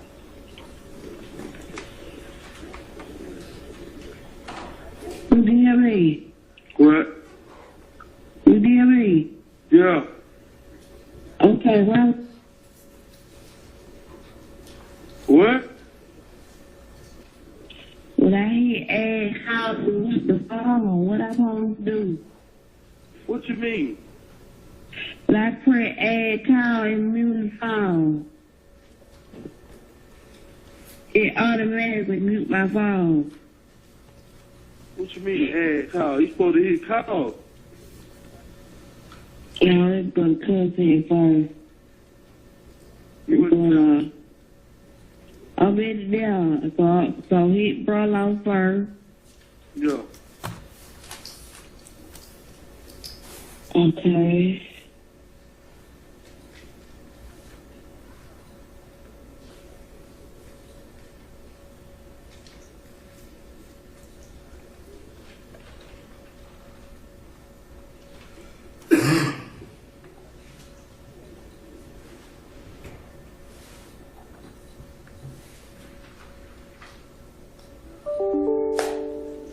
So you got minutes on the phone. Bro, what's up, man? What to do, Brody? You alright? Hell yeah, man. I just talked to a nigga bro. What they talking about? Shit. Man, I know how that nigga, man. Them niggas down there got a nigga killed, boy. Fuck you talking about, man? I seen that shit. Little nigga DK shot at 12, nigga. Yeah, he said it. For no reason, boy. He shooting for no reason, though. That's why they started shooting that shot. Man, that nigga just start busting for no reason. Call that little young guy there. Oh, man, I'm like, hell no, what? Hit Big Fred, hit his ass. Me and Thor, goddamn, we get out the car and run. I just went the wrong motherfucking way, man. I should have fought Thug ass. That's wow. For a reason, though, man. They gotta get the shit off his back anyway. For sure, bro. Yeah. Hello? Yeah, I'm here. Yeah, man. Damn, bro. We had to go like that, man. No. Everything for a reason, though, man. You know what I mean? It was all set up. I did the same what thing I did. Sitting around, goddamn, last night, goddamn, talking that bullshit. But I ain't gonna never goddamn do it like this. I never do this, man. Ain't no shit. What they got you charged with, bro? Shit, but little punk ass, little driving license, spinning license, little charge, goddamn, the aggravated assault. I ain't charged with none of that shit today. I could have gave AC now and been at home child, man. Yeah, that's what I thought you did. I let you know that I was a victim, man. I had to take out Rob, man, and they was shooting at me, and I was running for my life. For sure. That was something they called goddamn. I ain't see DK them pull out on that boy. All they knew was Red. That nigga Red was trying to rob y'all. Yeah, that's what they said, too. For sure. They just didn't let that nigga out, though. Around, man. They said let that nigga go, bro. Yeah, they let the nigga go, man. Man, that nigga, he ran. I wasn't too far from him. Nah. He went to Mickey D, nigga. I went from around the laundromat to goddamn that Dollar King over there, trying to make it over there through Little Haiti. For Cleveland E, goddamn, up through the top of that, and I go hit Jamal in my old apartment, goddamn, go down there and chill with Big Nick, you know. Shit, man, that whole goddamn come out of nowhere, boy, around me clean over. That whole goddamn thug, beat me out. Yeah. I hit you with the car. Yeah, they ran me smack ass over, man. My mom broke my goddamn collarbone and shit, man. You alright, though, ain't no, bro? Big ass out on the back of my head. That nigga escaped, bro, the police back to the spot, bro. He did. Yeah. Okay. Hey, went up there trying to get the fucking car. Yeah, what they call him? Bring him to the person who he lent the car to. Nah, he my goddamn. I've been out here chilling with Bean. He been staying down here and all this and shit.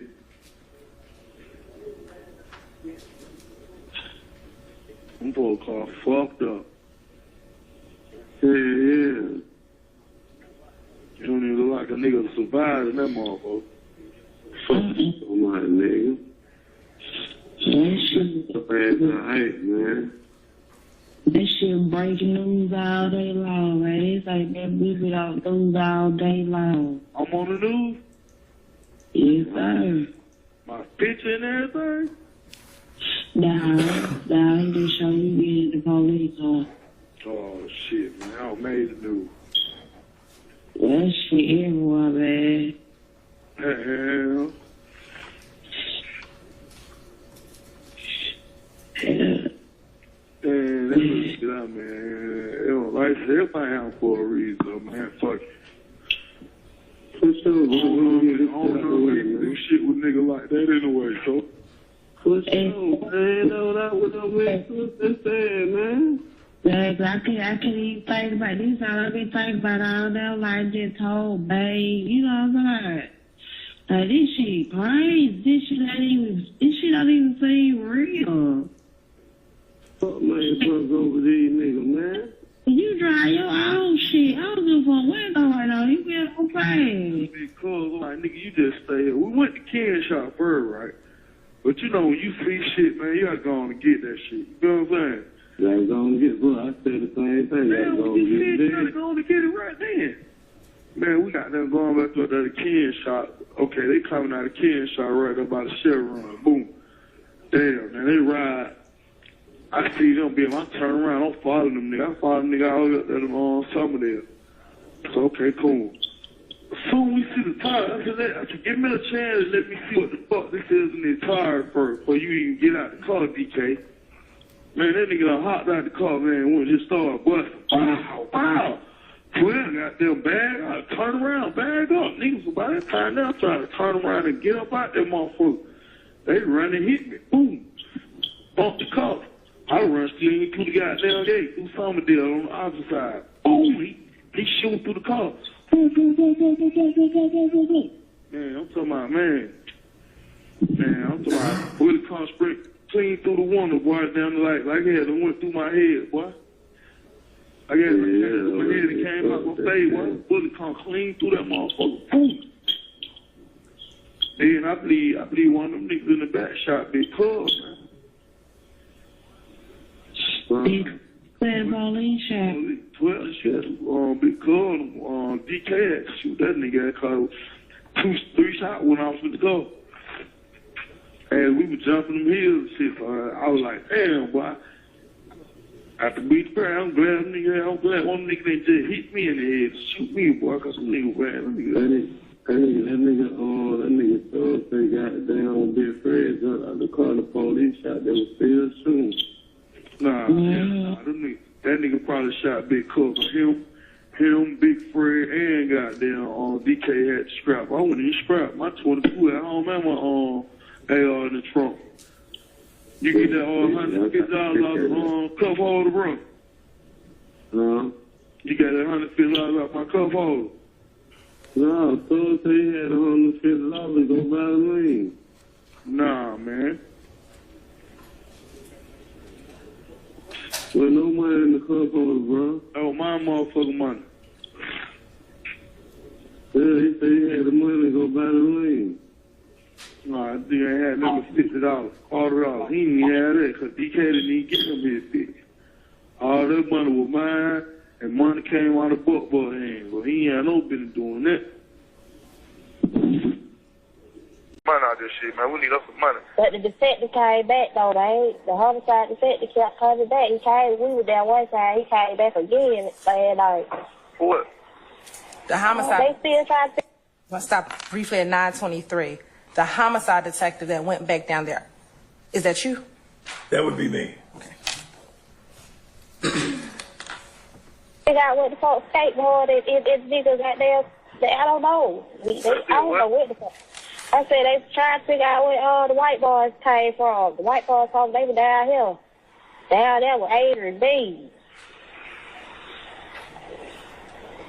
I don't know. They still trying to figure that shit out. I don't know. The detective called my phone last night, called that shit, told that shit. They just trying to figure out who the fuck was driving.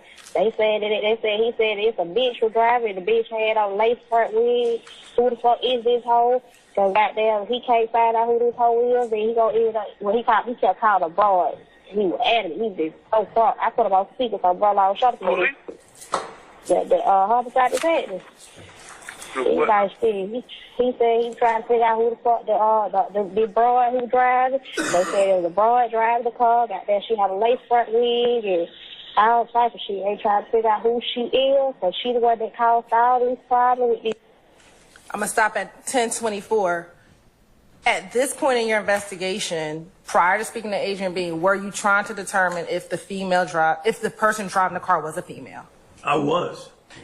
And is that based upon the evidence that you had at that point in time? Absolutely.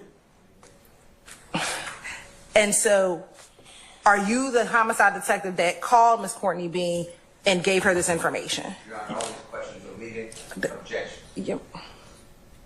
Your Honor, I sustain objections to form. did you call Miss Courtney Bean on the night of the incident? I did. Did you ask her about who this broad was who could have been driving that vehicle? Those were my words. And did you also tell her that her husband, Mr. Adrian... You have an objection, Mr. Steele? I sustain the objection. What, if anything, did you tell her about her husband? I said, as far as I knew, he was a passenger. And was that your understanding of his role at that point in time? At that point, and I had no charges on him. Okay. And at that point in time, when you spoke with Ms. Courtney Bean, again, had you ever communicated with Adrian Bean? I had not. Okay. We'll pick up at 1024. He's driving, she could have killed somebody and all this old stuff here.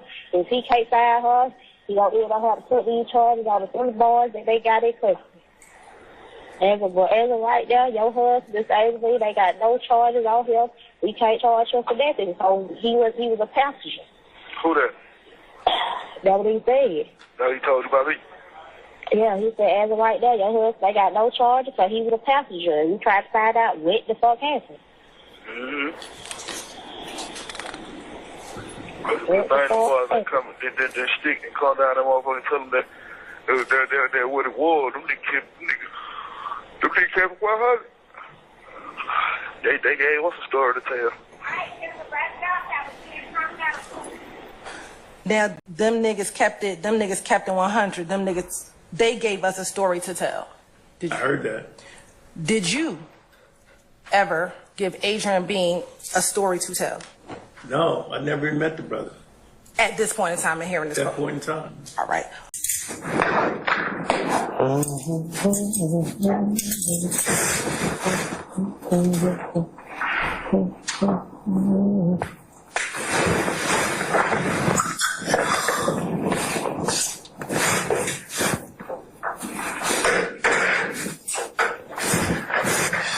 Shit up there.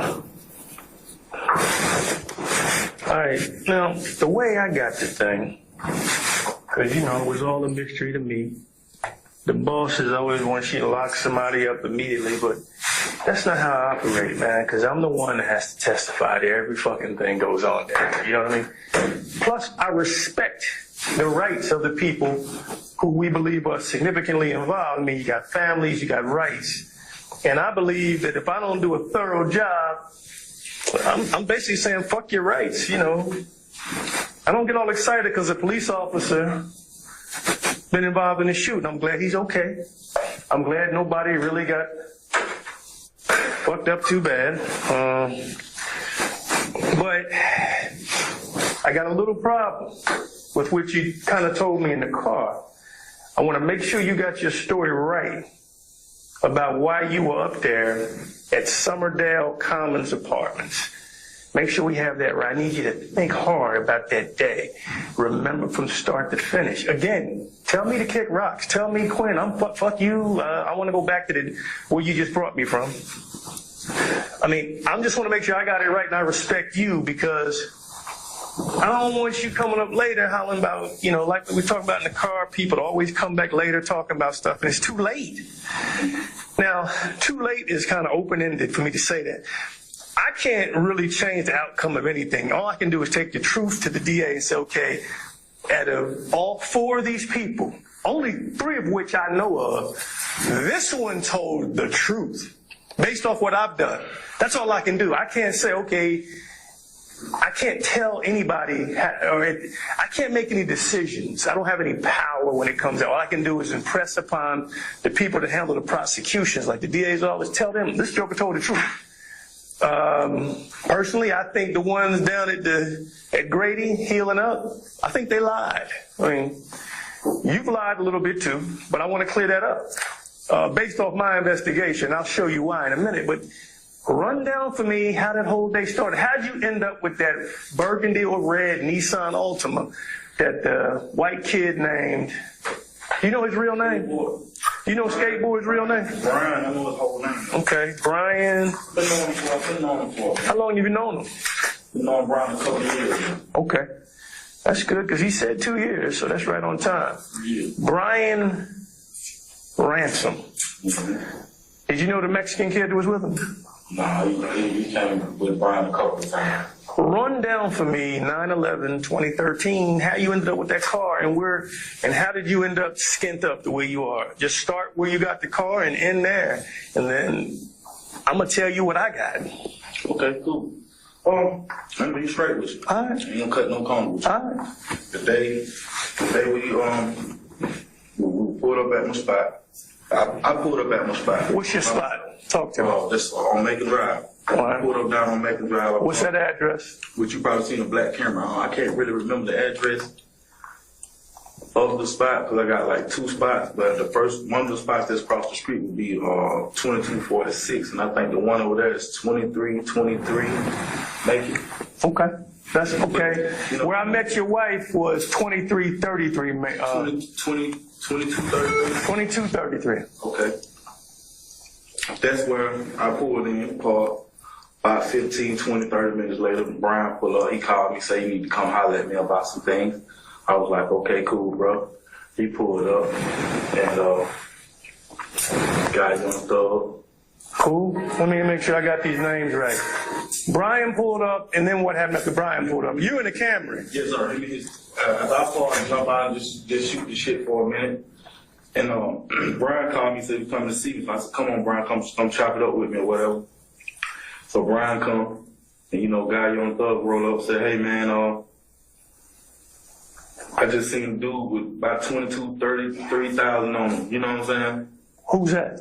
Mm-hmm. Who? That's what Young Thug said. Young Thug said? Yeah, the blue. Is he that kid that's with the dreadlocks? We always talking about the McDonald's? He's right. Real skinny though. Wears pants like white boys and shit. Skinny. Yeah, okay, I know him. He's seen a guy with some money or whatever. So, me and Big Fred, we like, y'all go ahead on with that, man. Whatever. Y'all want to go do it, y'all go do it, but use Brian car, whatever. You know what I mean? So they went to check on whatever was going on with that situation. Who's the guy that had, how much money was this? Seen who? He seen, I don't know who he said. He just seen a guy with some money.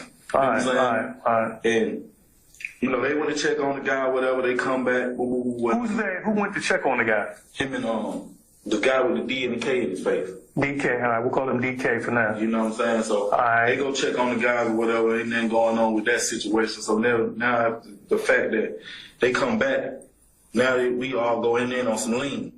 You see what I'm saying? Now, okay. So we'll go get some lean. Okay. I go get it from a buddy up here in Summerdale. So, okay, cool. Well, you gonna go get the lead? I got 50, Big Fred. He just coming home from prison. He ain't, he ain't got nothing. He don't know nothing about nothing. He just coming home from chain gang. So he like, cool.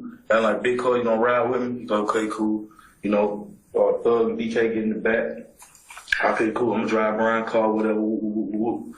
So we go up there, give DK the money. DK supposed to go get the lean, whatever. DK go around the corner, start firing some shots or something. Shots just go out. When he come back, I'm looking at DK like, what the hell going on? Like, what the fuck you shooting for? What you shooting at? You know what I'm saying? I'm telling all the way live. I'm listening. You know, what the fuck you shooting at? Why'd you shoot? You know what I'm saying? He got in the car, go. So now I get in the car, pull out, now he go, tires pull up. And when I pull out. What tires? It's like black tire, blue. Was it like that shit we just drove up in here? It's one of them tires. All right. When I picked you up then? I go around the car, whatever, around. Wait a minute, you went around the car? Because I see this damage on the police car. They saying they got hit by your car. Do you remember that? No, I went around the car. As I go around. What was the Taurus doing? As I go around the car. The Taurus pull up. He's trying to see what's going on as well as I'm trying to see why All right, this you right here. This your car. Are you, if the parking, you bagged in. So this is the front of the car. You bagged in? I'm bagged in. Cars coming like this right here. Stop. About right in there, about 2 car links up. Okay, cool. I pulls out. As I pulls out, cops already right there with the gun. You see what I'm saying? I go around like this right here. So I go around like this right here. As I go around like this here, the cop car hit me. Bump the tail of the car like that right there. I goes out. They shoot. Who? Cop. He fire a shot. I go around. Boom. Hit the gate. Boom. Go straight across. Jump on the wall. Boom. Hit the other wall. Boom. Run into the laundromat. After that. Did you see that police car down there at the bottom of the wall? I ain't see no police car. I'm working for the business. I can't work a high-end luxury jewelry store. I work the luxury jewels department in Neiman Marcus. And so I have to present in uniform as a deterrent. Now, you said that you encountered him. Let me ask you this. About how many times did you see Mr. Williams at Neiman Marcus? After or during this investigation? It's a total of 4 times. Now, let's talk about this first encounter. You said you were sitting on your stool and you saw him and told him to come over here. Did he approach you? He came on over. Okay.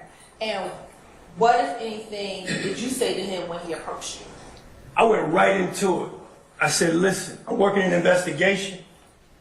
Your man Bean, I don't know whether he's your friend or not, but he put your name in that big explosion when the car went into the laundromat up on Cleveland Avenue in Old Hayville. I said, he put you in the car.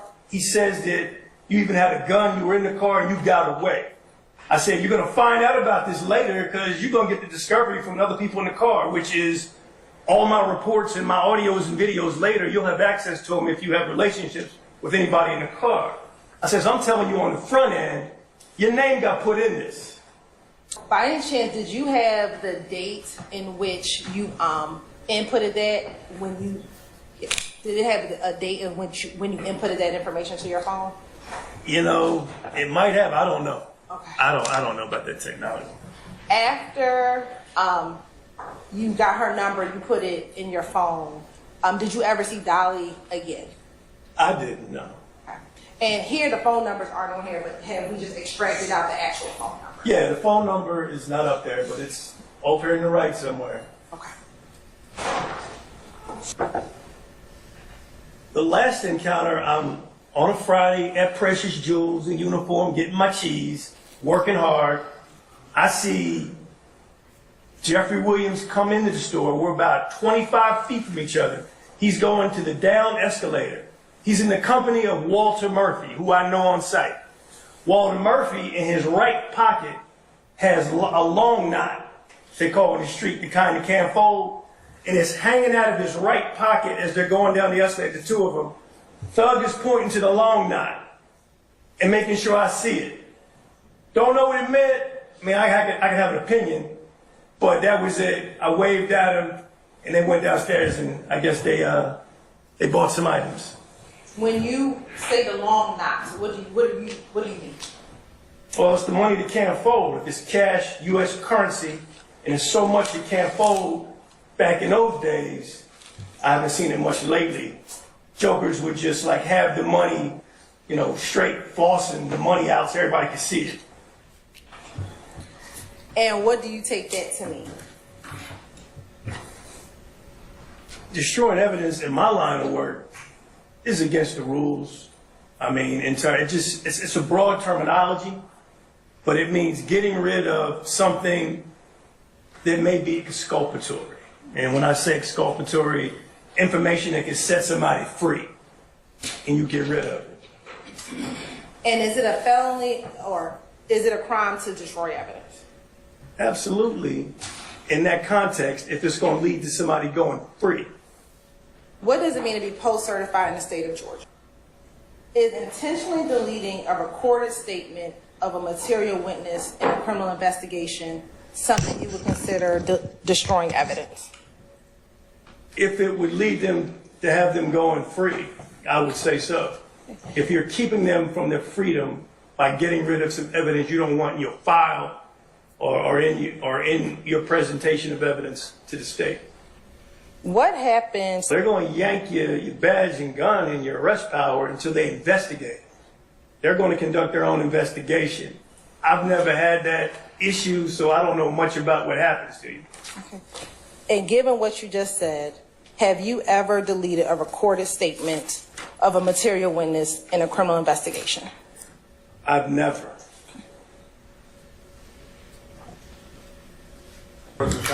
I thank you, Sergeant Ingram.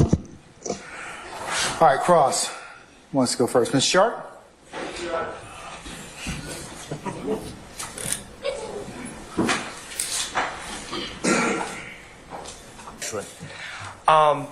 Just want to follow up on something that you said minutes ago about destroying evidence. I don't have the transcript, I just have my notes. Okay. My notes indicate that you said it's a problem if it is exculpatory evidence or evidence that could set someone free. That's what I said, yes. Okay, that's accurate for what you said? Give or take, yeah. Okay. And that would be illegal. I would say so. And that would also violate police protocol? If it was information that was going to set someone free, those are the key words. Tapes or written testimony that's going to set someone free is important. That's why it has to be preserved. What about other statements or recordings that wouldn't necessarily set someone free? Would be destroying those recordings still be destroying evidence? I mean, I don't know because I don't have that. I've never had that situation. I know of detectives that will record things and then reduce it to writing when they get back and they don't use the recording. I've seen that. Me personally, I can speak for me, I turn over everything. But I'm not, that's not the hard and fast rule. But the hard and fast rule is any information that's going to set a person free, you can't destroy that. What about a statement that's taken from a witness that you determine to be a lie?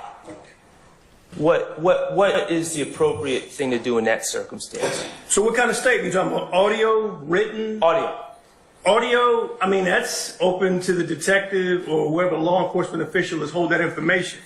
I can only speak for me, and as my practice, I don't. So your testimony is, I understand you're speaking for you.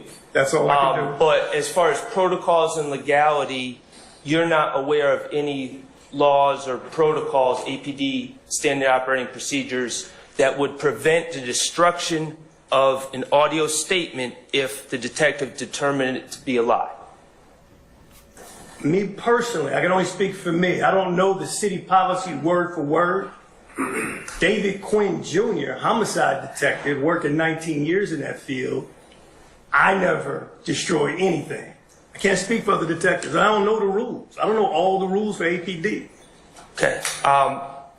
You did take a statement, a recorded statement with your lapel recorder from Mr. Nava Flores on 9/11/13, correct? I did.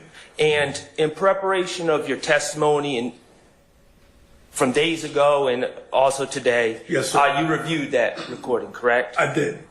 And you would agree that at 3 minutes and 36 seconds of this recording, or anywhere on the recording, there's reference to a first statement, and if Mr. Nava Flores wants to clear anything else up from the first statement he gave. I remember that well. Okay, and you would agree that there's that clearly establishes that there were in fact 2 statements given. Okay, only one given to me. I can't speak to whoever that law enforcement official was that Nava Flores spoke with. It was in the ether, and I didn't know who it was. And I'm going to get back to that, okay? So your testimony today is that you only took one statement from Mr. Nava Flores. Yes, and a second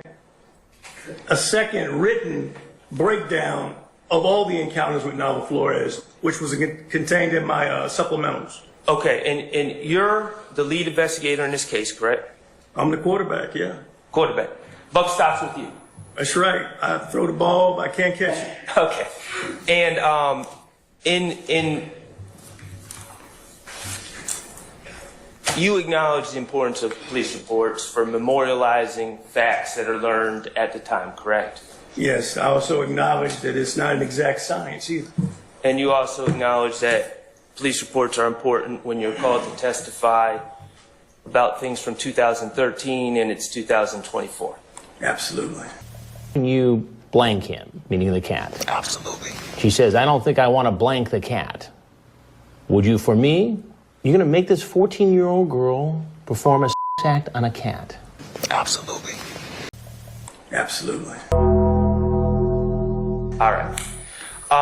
You wrote a 3-page incident report regarding this case, correct? I don't remember how many pages. But you wrote an incident report? Okay. And then you also wrote a 47-page supplemental incident report outlining your investigation, correct? I did. Okay. This first statement that Mr. Nava Flores gave, I want to ask you as the quarterback, who did he give this statement to? I don't know. I mean, and I can go even further, is that there are a lot of players on the field.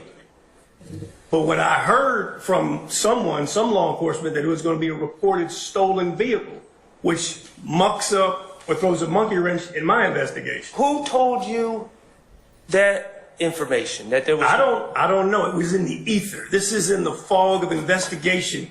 Lions, tigers, and bears on mine. That's what was going on out there.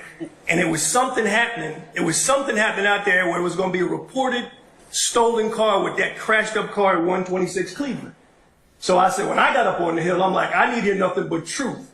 I don't care whatever he told. It was a litany of law enforcement out there. Okay. Again, the fog of the game. Okay, but the fog didn't make that statement, did it? I don't know who made it. Okay. It was a person. Exactly. And I'm asking you who that person was. I don't know. Okay. Is it in your 47-page report, does it indicate to you who gave you that information? Not at all. Basis. Sustained. Do you have officers and detectives? You're not the only one with a recording device, are you? I don't know. There are people out there, but I don't know what they carry. I don't know how they record information. Okay. Do you have a recording from this initial statement given by Mr. Nava Flores? I do not.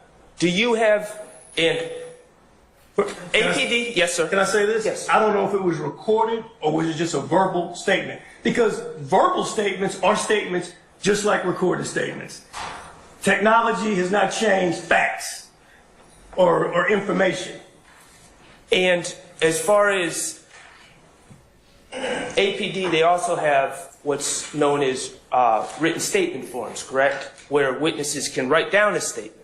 They have that as well. But you can write a statement on a paper plate. I mean, it doesn't have to be on anything in particular. There's no ceremony to a statement. Do you have a paper plate with Mr. Navas Flores' statement, original statement written on it? Not on this case, but in my career, working 19 years, somebody did write me a statement on a paper plate. That's all we had back in 2001, if you want a literal example. Well, I'm just focusing on this case. So you do not have a paper plate with Mr. Navas Flores' statement written on it? What about a written statement form used by APD? Do you have a written statement form with Mr. Navas Flores' original statement? I do not. Okay. I'm going to change the subject. Courtney Bean, she's the wife of Adrian Bean, correct? That's correct. All right, and you were out there with, you were wearing a suit on 9/11/13? Yes. Okay, and you have that recorder in your lapel, correct? That very small bubblegum sized recorder? I don't chew bubble gum, but yes. What did you say it was the size of? A package of gum. Package of gum, thank you. So you had that with you on that date, correct? I did. And you encountered Courtney Bean at 2233 Macon Drive that afternoon? I did. And you had a conversation with her, correct? That's correct. Did you record that conversation? Nope. Okay. You also had a phone conversation the next day with Courtney Bean, correct? I did. Did you record that phone conversation? I did not. Okay. Thank you. I have no further questions. All right, sir. Next examiner. Additional corroborative evidence other than just a person's word, right? In most cases, yes. And the reason you want that is because when people give you a story or statement, A, they could be telling the truth, correct? That's correct. B, they could be lying, correct? You're correct again. And C, it could be a little bit of both, right? Sometimes it works out that way. So when we're dealing with corroborative evidence, you want to know if they're eyewitnesses, right? I love eyewitnesses, yes. You love eyewitnesses because they are there and they can actually tell you what they saw, correct? Absolutely. They can tell you what they heard, right? Yes. But even though a witness, an eyewitness, tells you what they saw and what they heard, even an eyewitness can be mistaken, correct? That's been my experience. That's why corroborative evidence always is a good assistant.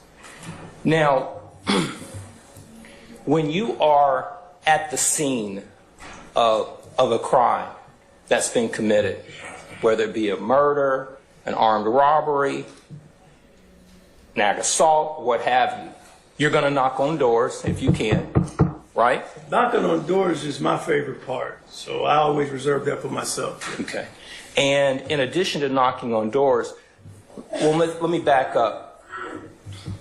You don't investigate a case without going to the scene, correct? Not always correct. I've worked hundreds of cold cases where I didn't go to the scene. Okay. Let's talk about active cases that are under investigation that haven't gone cold. You get the phone call, you've been assigned, however the assignment, the wheel goes, and it's now your case. Yes, sir. You get that case, you will generally, when we're talking about armed robberies and murders and things of that nature, you're going to go out to the scene, correct? I'll make my best effort to get to that scene, yes. And going to the scene is important because that's where the evidence is a lot of times, right? Most times. It's where it starts if that is your original scene. Sometimes the crime scene is scene number 3, which has been my experience. Okay. So you're going to go to the scene. Now you get to the scene, you're knocking on doors, you want to talk to any witnesses that are out there, right? Yes, sir. And when those witnesses come forward and they talk to you, some do, some don't, right? That's a fair assessment. Okay. And you don't stop there. You will also want to get forensic evidence, right? If you can. That's always a nice hook for your investigation. And forensic evidence, we're talking about fingerprint evidence, right? I'll agree with you there. We're talking about DNA evidence, right? Yes, sir. DNA evidence such as touch DNA evidence, right? If you can get it. It was a component in 2010 that became pretty normal behavior on a crime scene. Okay. So you will also make an effort, if you can, to talk to the person that is your target of the investigation, right? That's always a good look. The objection that the questions Mr. Steele is putting upon the witness assumes facts that are not in evidence. Mr. Steele has responded by saying he has a good faith basis, but instead what Well, he the is court doing... asked him that, and he can ask the question if he has a good faith basis, meaning that he cannot misrepresent or lie to the court about Mr. Bean's whereabouts. So I wanted to make sure that was kind of not occurring. So I understand what a 103 analysis or inquiry allows the court to do. So is it your opinion, I just want to ask you a question, sorry to hijack you again. Is it your opinion that the conversation about Grady, is not appropriate because it was at Grady detention or in the hospital? No, my assertion is that Mr. Steele's questions go something like this. Why did you tell Detective Lewis at the hospital that you were not driving? He also Is that asked, Grady detention though? Yes. Okay. But wait a minute, Your Honor. This is just it. His question, why did you do that, assumes that the witness did that. Corruption Excuse me, sir. Excuse me, sir. RICO is not a crime. It is a category. What is the It's a category crime? of...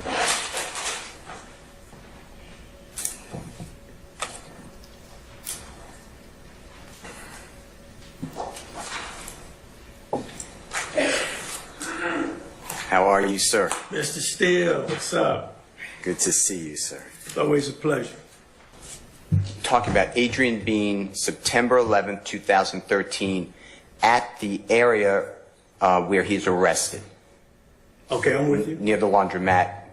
Fair to say, as far as you know, gets hit by the police car, the undercover police car, the tourist, taken into custody, correct? Yes, sir. All right. And when he is taken into custody, just to be solid and just to make sure it's pure, he is taken from that scene to Grady Hospital. Is that fair to say? Yes. Okay. And from Grady Hospital, he eventually makes his way over to the Fulton County Jail. Yes, sir. All right. Now, when Mr. Bean, and if you need to see anything, just let us know. Yes, sir. Okay. When Mr. Bean tells you 6 days later, it's September 17, 2013, that he had lied to the detective when he first spoke with them, you remember something? I may not be quoting, but something to that effect? I mean, you're paraphrasing, but I know where you're going. But, I'm trying to be fair. Yeah, that's fair. I mean, we don't have to, bring it up or show me or anything. Okay. Now, do you know who he spoke with? When I say he, Mr. Bean spoke with prior to speaking with you? Not at all.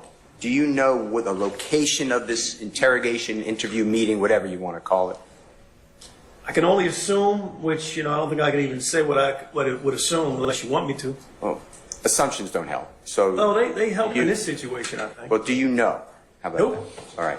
Do you know what questions were asked of Mr. Bean? I know nothing because no one gave me anything in written form or verbal form for me to evaluate. Or recording, I guess. Right? Correct.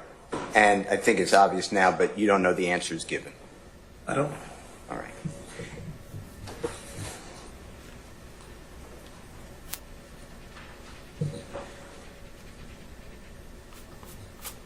Now, I understand clearly from your testimony you did not direct anyone to speak with Mr. Bean prior to you deciding to do that 6 days after this September 11, 2000.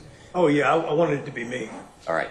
But you did, for the jurors, send or direct or ask co-workers to go down to interview, meet with, speak with, interrogate, whatever word you want attached to it, Mr. Fred Prothro at the Grady County. Excuse me, that's wrong. Grady Hospital, true? Yeah, not just Fred Prothro, Walter Murphy as well. I was about to get to him. And the two people you sent, if you remember, co-workers of yours, Detective Lewis? That's correct. Detective, Tracy. I'm sorry. Yes, Tracy Lewis. Detective Calhoun. Yes. And do you know whether the meeting with Mr. Fred Prothro was recorded by Detective Calhoun at the Grady Hospital on September 11, 2013. He gave me a written statement. I don't remember a recording. It may have been. I don't remember. Okay. Is there anything that you have in front of you that would refresh your memory? If not, no. Okay. Do you know whether Detective Tracy Lewis, when she met with Walter Murphy, recorded? Can I say something? Of course. I remember. It's been 10 years. I'm going to be 60 soon. So Calhoun recorded something. Tracy reduced whatever verbal was told to her by Murphy and recorded it on a written statement that she prepared and gave to me. All right. And as far as you know, Detective Tracy Lewis did not record the meeting with Mr. Walter Murphy? Correct. All right. And is it fair to say that Detective Calhoun, when he met with Fred Prothro, Fred Prothro spoke with him, or Frederick Prothro spoke with him? He did. And is it fair to say that Frederick Prothro said who was in the car at the time of that collision? Yeah, he gave a statement. He gave some information. And is it fair to say that Frederick Prothro said that there were 3 people in the car? Basis. I stand the question, dude. Detective Calhoun already testified. Not as to what Frederick Prothro Yeah, you can't. It's still going to be hearsay, Mr. Steele. Okay. Let me ask you this. Let's go to the non-recorded meeting, interview, interrogation, whatever the right word is, between Detective Lewis and Walter Murphy. Okay? Okay. You received a summary investigative note at the City of Atlanta Police Department statement or police report from Detective Lewis on that event, that occasion. Is that fair to say? I did. Sometime that week, after she reduced it to writing, she gave it to me for the file. Okay. And do you remember it being dated either the 18th of September or the 17th of September? And I'll check if you don't remember. 2000. I don't remember. You have to show it to me. Okay. I know that she only did that one interview down there. When she reduced to writing, she may put the day she actually reduced it to writing, but I don't know. She'd have to tell you.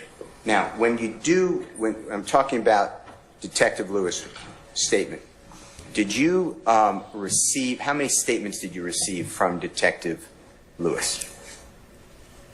Pardon me, Mr. How many? Steele? That's fine. How many statements did you receive from Detective Lewis concerning her interview with Mr. Walter Murphy? Just that one.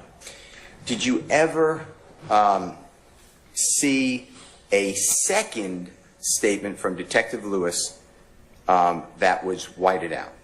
These are my words. Blocked out, deleted, anything. It's not in my memory banks. I don't remember that. Okay. I want to show you 2 items, okay? Okay. Give me 1 second. That there's still some foundation missing. Is that correct? Yes, Your Honor. Anything else you wish to add before I let Mr. Steele respond? Yes, Your Honor. Defense Exhibit 207 and 208 are copies of Detective Lewis's written report or summary that she provided to Detective Quinn as part of his as a part of her portion of the investigation. So 207 is hearsay because Detective Lewis has not testified. Then it's hearsay within hearsay because it is her summary of what Walter Murphy told her.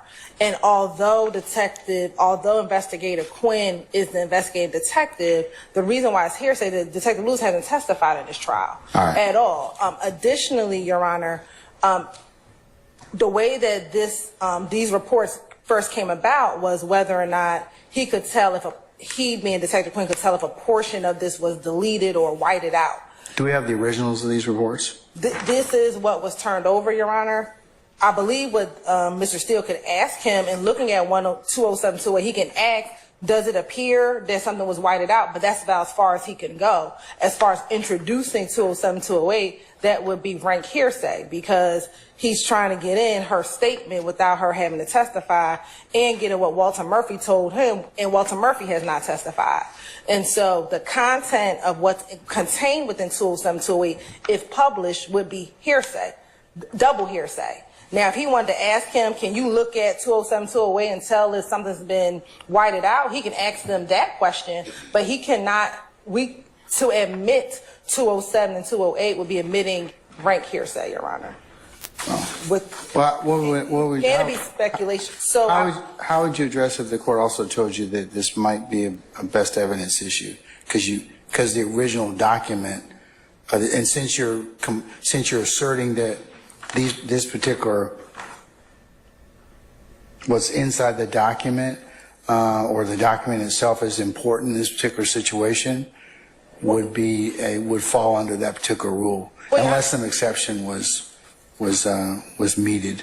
I'll say these two copies are copies of what was turned over in discovery, so I won't make a best evidence argument, Your Honor, because this is what was provided in discovery.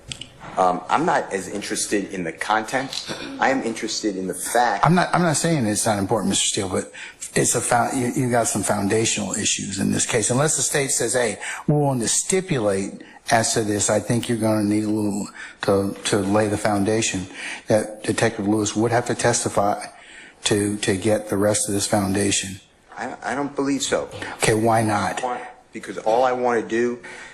What's the legal basis? What case law do you have? What rule of evidence are you asking me to admit this under? Because the state's issue is foundation at this point in time, and hearsay. The court's issue is foundation. Their issue is hearsay. It's non-hearsay because I'm not offering for the truth. The second part is in 207 versus 208. If you look at them, these are statements for a supplement incident report. But if you notice, Your Honor, they are signed at the bottom, both of them. I've seen the documents before because we've had several witnesses testify about them. So, but no one testified. Well, this time. This particular issue has been brought up before the court. I raised it to the court. Yes. And I'm telling you, I have no doubt that it's probably not, it's relevant evidence, whatever. It's just foundation. If the state's not willing to, foundation, even if you're going to offer it for whatever the purpose is, like you just told me, you still have some foundation that's missing. Well, Detective Quinn just testified that he received both. My question to him is going to be, how do you, meaning Detective Quinn is the quarterback, how do you explain, or please explain, what is 208? Did you inquire about 208? I'm not as interested in the content as I am that the fact that 208 is a different document than 207. It cuts off, deleted, I don't know. I'm going to ask him. Yet it's signed as being sworn upon oath that the foregoing is true, correct, complete, and legible. And Detective Lewis. Yeah, okay, all right. But what's your proffer you'd like to make at this time? But I'm really not using it for Detective Lewis. I'm using it for Detective Quinn, who is testifying right now. But it's still a foundational issue, Mr. Steele. If you want to admit the documents to ask those questions that you're asking about, it's still a foundation. But foundation for whom? Detective Lewis. I mean, because she's the one that took the statements, and she's the one who was in the best position to, and plus she also swore out she was the person that the report was taken to. So you need to have some particular testimony from her. I think the state doesn't want to call her. I think that speaks volumes for the court. And I have the quarterback, the lead detective. Well, that's for the jury to decide. But they won't even know about it. If you decide later on you want to go ahead and call that witness, you're welcome to do so. Well, this is my proffer, if permitted, and I know you're stopping me. No, make your proffer, sir. No, you're stopping me in front of the jury. I would ask the Honorable Detective Quinn whether he received both. He's already answered that question in the affirmative. I was going to then ask him, they're both signed. Yes, I was going to ask him to read above the signature that it's true, complete, and correct. All right, the documents would have to be admitted in order for you to ask them those questions, correct? Yeah, well, you admitted them, but yes. Well, they'd have to be admitted. Yes. So, all right, I'm going to still sustain the state's objection. I will go ahead and, for the purposes of for your discussion, they've been identified, but I won't admit them in front of a jury at this point in time. And subject to more foundation. Okay. The documents 207, 208, defense exhibits Williams have been identified, have not been admitted as of yet, subject to more foundation. And your proffer's been noted. All right. Detective, in front of you is Mr. Williams, number 207 and 208. Yes, sir. Would you do me a favor? Is it typical when you were with the City of Atlanta, 2013, to have a form such as found in, let's say, 208, Mr. Williams 208? Is that a typical form? When you say form, are you talking about a statement form or? Yeah, the supplemental incident report, narrative only. Is that something that's used? This is customarily with a detective that assisted me. They would reduce whatever they did on my scene or in furtherance of my investigation. They'd reduce it to this written documentation, yes. And at the bottom was a typical 2013. It might be your whole career, but I'm interested, obviously. September 2013, for officers to sign with the pledge, the undersigned being duly sworn upon his or her oath, deposes and states that the foregoing is true, correct, complete, and legible to the best of his or her knowledge and belief. Is that something that's often used on police incident reports in the City of Atlanta? Yeah, I've seen it, yes. And then once and you tell us, once the report is filled out, the person has the report typed in, is that when the person generally signs the report that it's on their oath that it's true and correct? I don't know exactly how everyone handles that. Some don't even sign it. A lot of times they'll just write their name in there. Okay. Type it on in. It's not hard and fast, but that is sworn testimony. This is what I got for you, Detective Quinn. And then is it usually looked at by a supervisor or a coworker? A sergeant, which is the first line supervisor for most detectives. Okay. And do you ever get, or in this case, did you ever inquire as to why you have something that's incomplete, but yet signed and verified that it's true, complete? 208. I don't see that it's incomplete. Whatever they write me, that's their story. I can't scrutinize their work. Whatever you give me, I look at it, I evaluate it. I see how it fits into my investigation. So. Do you see how it's just has a sentence just stopped?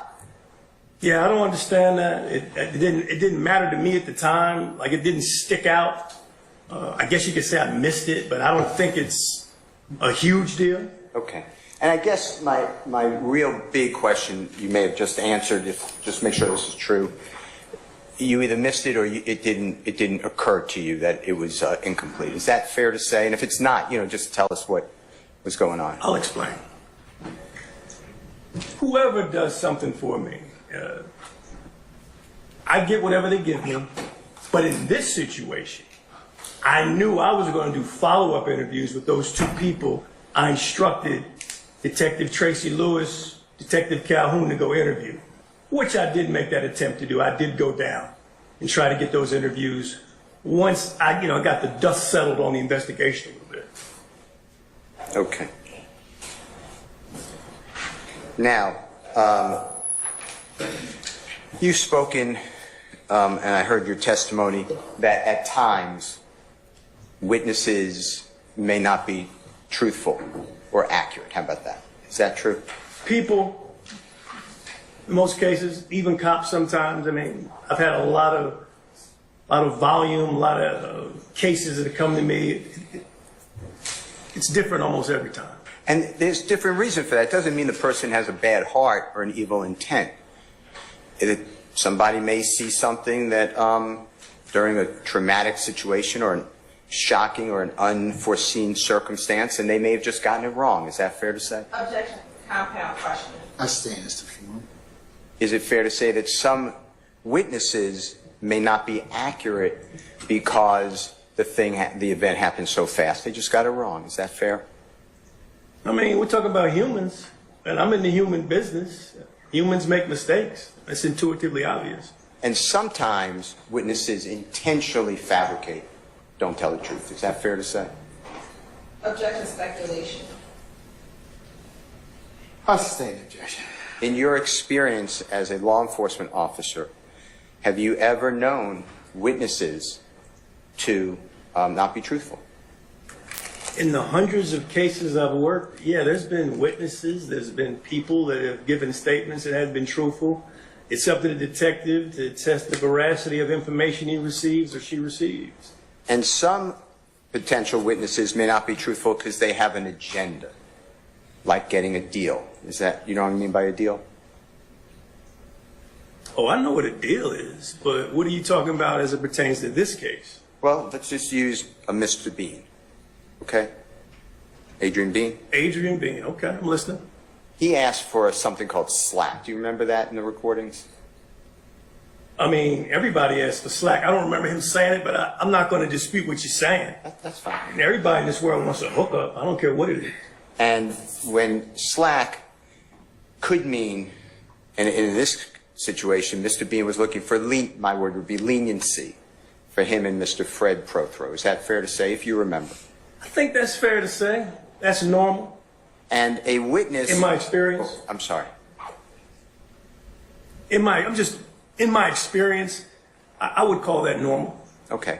And those people may shade the truth, lie, because they want to make it better for them. Fair to say? Objection vague as to those people. Mr. Bean. I sustain the question. Just use Mr. Steele. Okay, just use Mr. Bean. You're going to have to give it to me again, Mr. Steele. Okay. Mr. Bean, let's just talk about him. He told you he did not have a gun during this incident that we're talking about. Fair to say? That's fair. And he told you originally that he said that he wasn't the driver of the car. Is that fair to say? He never told me he wasn't the driver of the car. That's a good point. He told you that he told the detective who originally spoke with him that he was not the driver of the car. Whoever that detective or detectives were. And that mitigates, because the driver of the car almost killed Officer Roberson out. Fair to say? That's why I was there.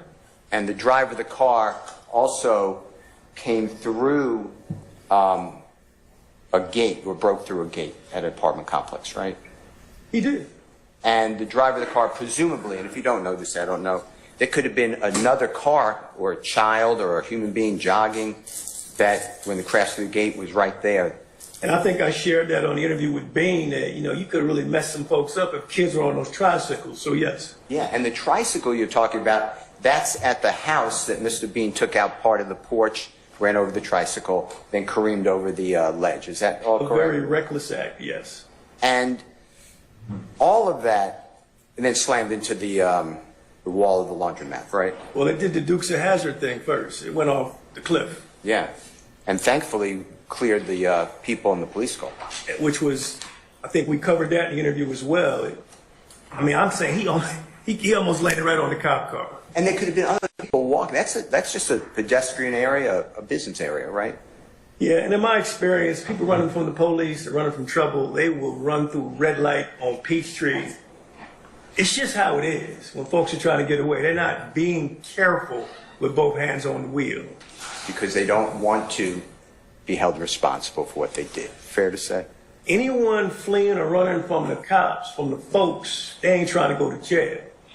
And Mr. Bean told you, if you recall, that the car drove by itself.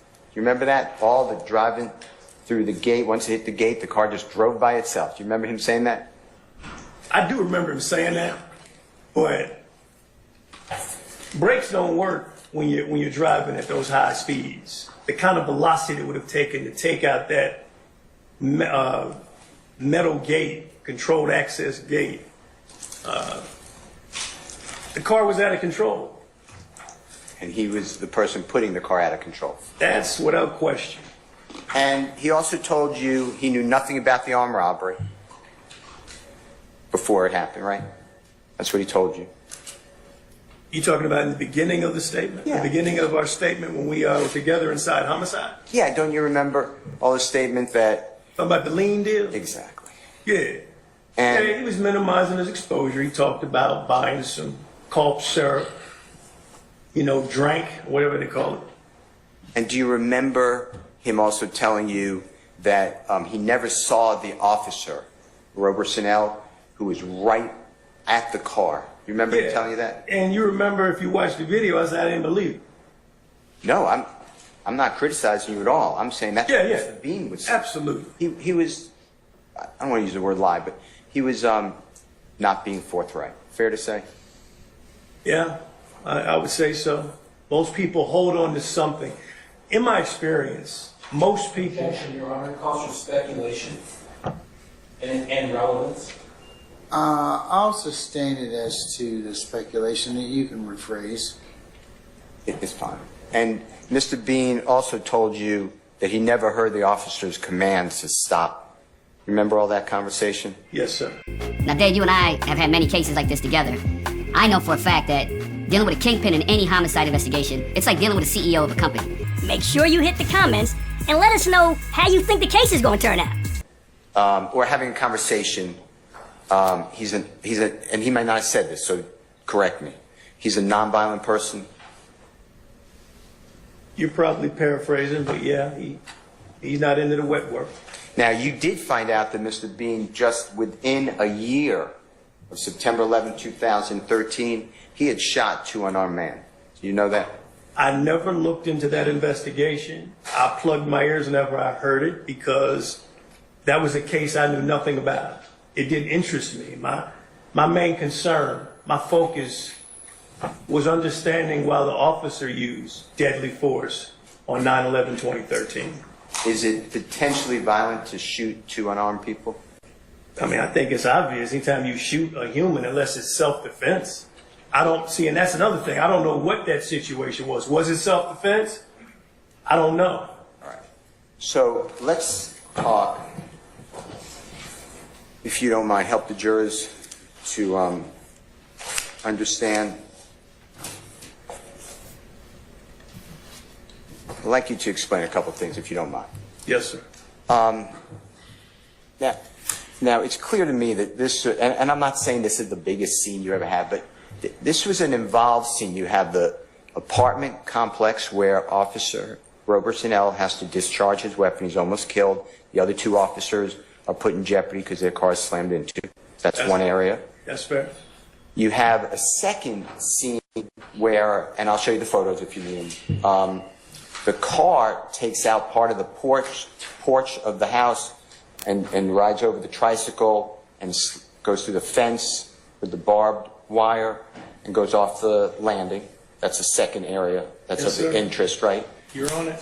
And then the third area is a little more involved, but it starts with the slamming of the vehicle, the 2004 Nissan Altima, into the side and the people fleeing from that vehicle. So those are the things that, fortunately for you, that was your task, right? You had to figure out all 3 of these scenes. Fair to say? It's fair to say. All right. And part of that is I want to talk with you about if you could tell the jury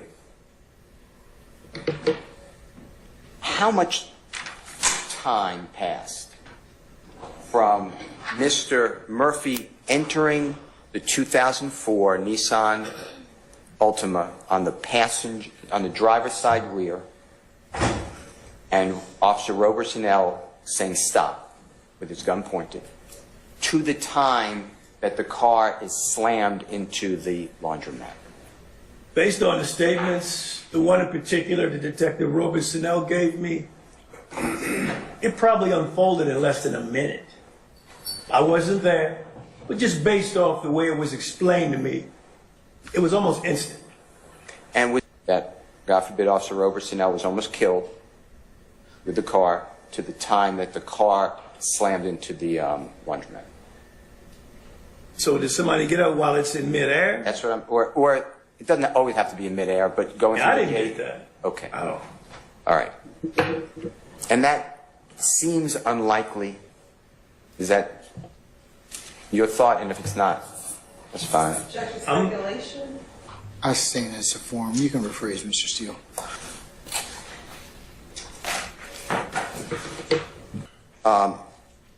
She has two of them in white shirts. Fair to say? That's what it says. And then, do you remember Mr. Walter Murphy wearing a red shirt? I remember that, yes, from the statement given by Detective Robertson and Booker Higgins. And do you and he was taken in custody. Okay.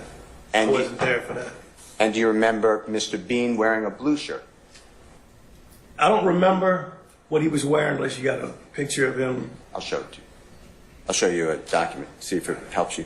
And then do you remember Mr. Fred Prothro wearing also a blue shirt? I don't remember Fred's shirt. Okay. Let's go back to, and I promise you I will not forget about the blue shirt. But let's go back to Officer Robertson. How many times did law enforcement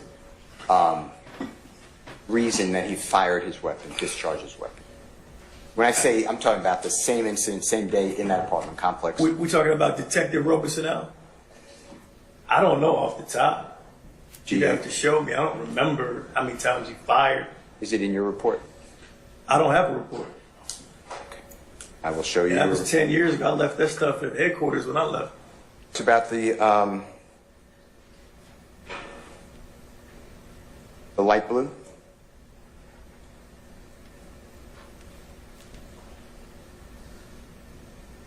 Yeah, the first sentence on page 2 indicates light blue. Okay. It says in light blue. Right. Doesn't say whether or not it's a shirt or not, just in light blue. Okay. Once it hit, there's like about 4, maybe 5 black males exited that vehicle. I know there was one that was closer to me because basically it's just like a quick reaction. I just jumped out the vehicle. My trainee jumped out the vehicle. The closest guy I grabbed by the collar of his shirt that was in the car. Okay. So there were 3 people, right? I only saw 3 people. That I can honestly say that I'm not saying it wasn't more people. I only saw 3. You saw 3 people? Yes. Okay. And you're right up on the car? Yes. Okay. And so... Okay, and you pursued 2 of them that went towards defense, I guess, right? Right. All right. What color shirts were those 2 wearing? So it was 4 males. 2 of them had on white shirts. Okay. All right. And there were additional 2 who remained or were by the vehicle. Is that correct? I don't know. You don't remember? It was 4 males. 2 of them had on white shirts, and 2 males, if I'm not mistaken, ran. Okay. All right. So the ones that had on the white shirts, were those the ones that stayed there by the car? I'm not sure. Okay. Let me ask you something very specific then. The one that was on the ground, the one that you referenced had the D tattooed on his forehead. What color was his shirt? I'm not sure. You don't remember? No. Okay. You remember anybody wearing a red shirt, ma'am? I'm not sure. You don't know? I don't remember. How about a blue shirt? Remember anyone wearing a blue shirt? I can't recall. No? Okay. Is that, you're now looking at States 28, Charlie. Does that look like, again, the vehicle that you were in? Yes, sir. Okay, and where's the damage on that vehicle?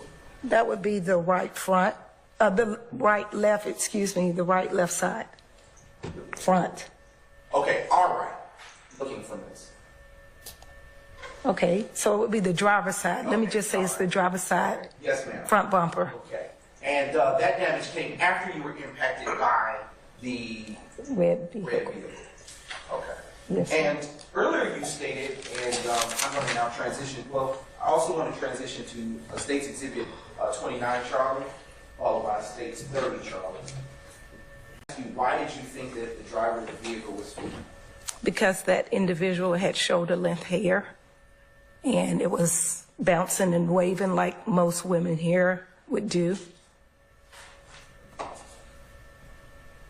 And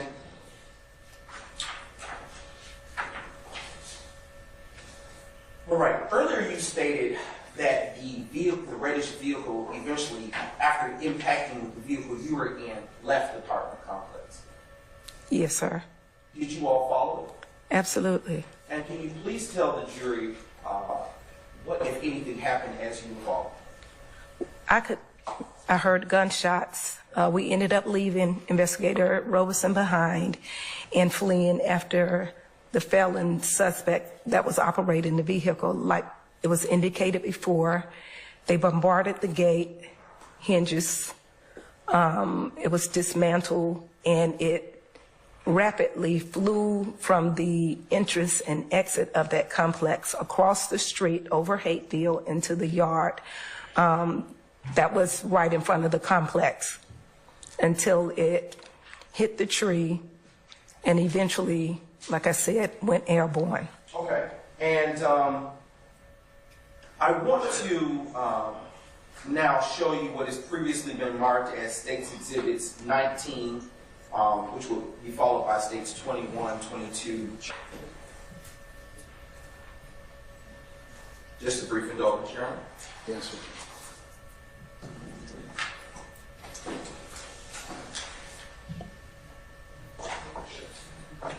I am, my apologies, Your Honor. I am now going to approach the first thing I want to ask you is when you reference Calvary, who are you talking about?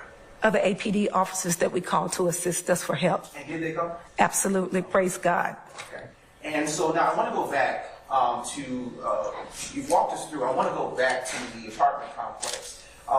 After you saw the individual, the black male in the red t-shirt, as you described, running, pointing the firearm, can you tell the jury if you saw at that time any other person? There were other people in the car, yes. Well, did you see any other persons running? Just that particular one. And a curious question, around what portion of the day? Was it afternoon, morning, or evening? I believe it was still morning. Okay. Was it? And after you saw the individual with the red t-shirt and the firearm running, what, if anything, where did they go? They jumped into a reddish car that was being backed into the parking space there, still in the parking complex. Sorry. Did you see the red vehicle prior to seeing the individual in the red shirt? I didn't. Okay. From what side of the apartment complex did you see this red vehicle when it finally showed up? It was parked, that would be the left-hand side of coming into the apartment complex. Excuse me. And if you remember, what door did this individual enter the red car? I don't recall. And at the time that you saw this individual enter the red vehicle, did any of you get out of the vehicle? No, sir. Only Investigator Robeson. And what, if anything, do you recall him doing after exiting the vehicle?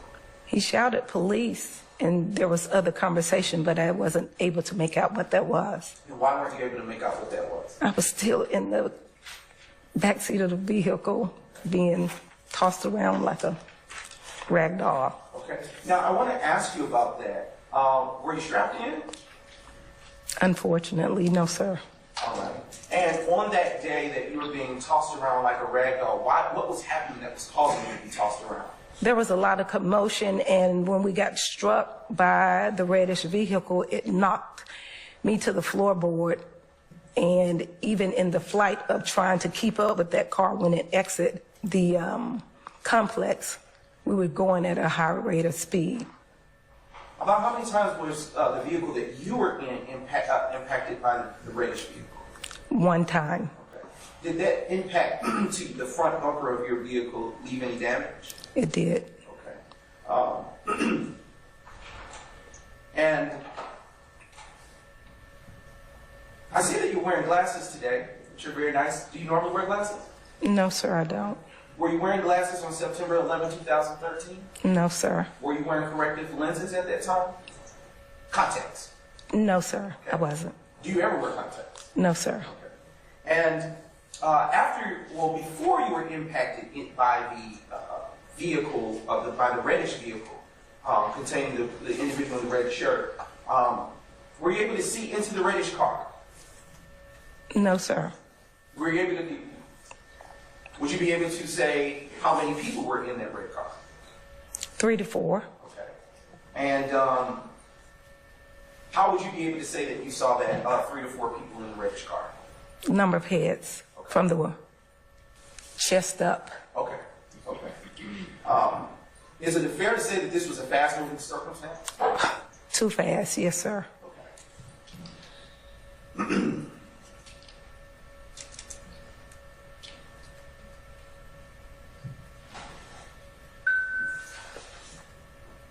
Just a brief indulgence, Your Honor. Yes, sir. Are you nearsighted or farsighted? I can't advise. Okay. Why weren't you wearing your glasses on that day? I normally don't wear glasses. Personally, I like to wear them just to suit up my attire. Okay. It's just my forte. But they are prescription, is that correct? Absolutely. Okay. And I would like to ask you, are you able to see better close or far away? Half and half. Okay. All right. Given that, when you were in the back seat of the vehicle that you were in on September 11th, at what point, if at all, did you ever notice that there were 4 heads? Before or after you were impacted by it? Objection to the mischaracterization of the testimony. I sustain the objection.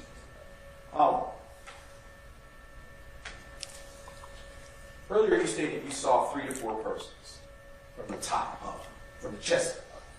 At what point did you make that observation? Once L jumped out to engage, to make an engagement. Were you able to make out any further descriptions of the persons that you saw inside the vehicle? The driver. Okay, let's walk through it. What description did you make of the driver and any other persons, if you were able to do so? I thought the driver was a female.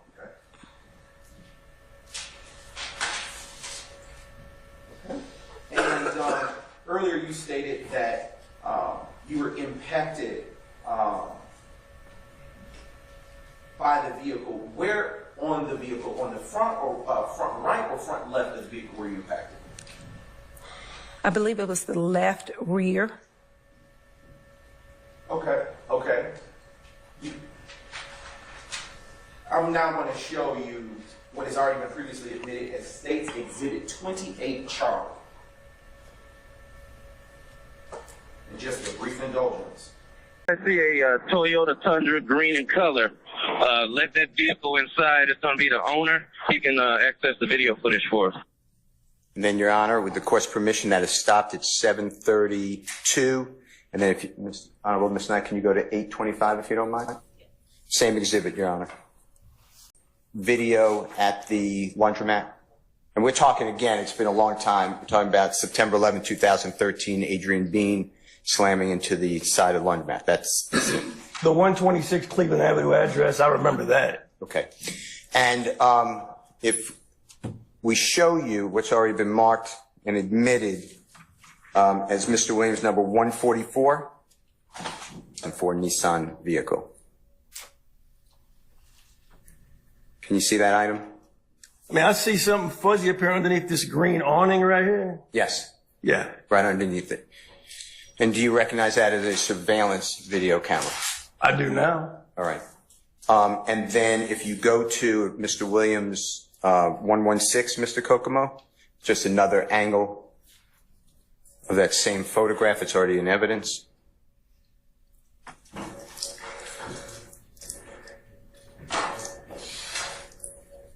And then, Mr. Kokomo, if you could zoom in on that. You see the other side of that surveillance camera? I would say that's a better shot of it, yeah. Okay. Now, you are aware that officers, with the assistance of the owner of the laundromat at 116 Cleveland Avenue, came out to the scene and viewed video surveillance. Are you aware of that? I wasn't aware of that. I didn't get anything reported back to me. Okay. Your Honor, we're starting at 1403 with the court's permission. Yes, Okay, Command, can you advise if we need to set up a separate channel for this incident? Hey, what time does call come up, radio?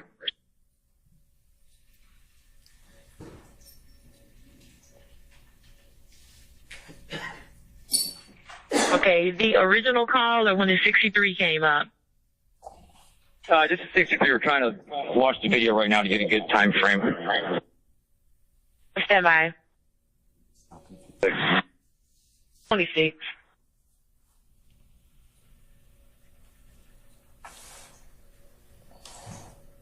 Around 11:58, around 11:58. 2 minutes till noon, yes. Okay. Now, you were, to be fair to you, nobody reported this to you, that they were watching the video. And I believe, based upon that, but you correct me if I'm wrong, that's why you didn't have the video secured, saved, correct? I knew nothing of a video on this case. Okay. All right. Or Mr. Steele, anything? No, Your Honor. All right. May we permanently or temporarily excuse Detective Retired Quinn? Permanently, Your Honor. All right, Detective Quinn, thank you for coming in. Please don't discuss your testimony with anybody except the attorneys in this case. Okay, sir? Thank you, Judge. All right.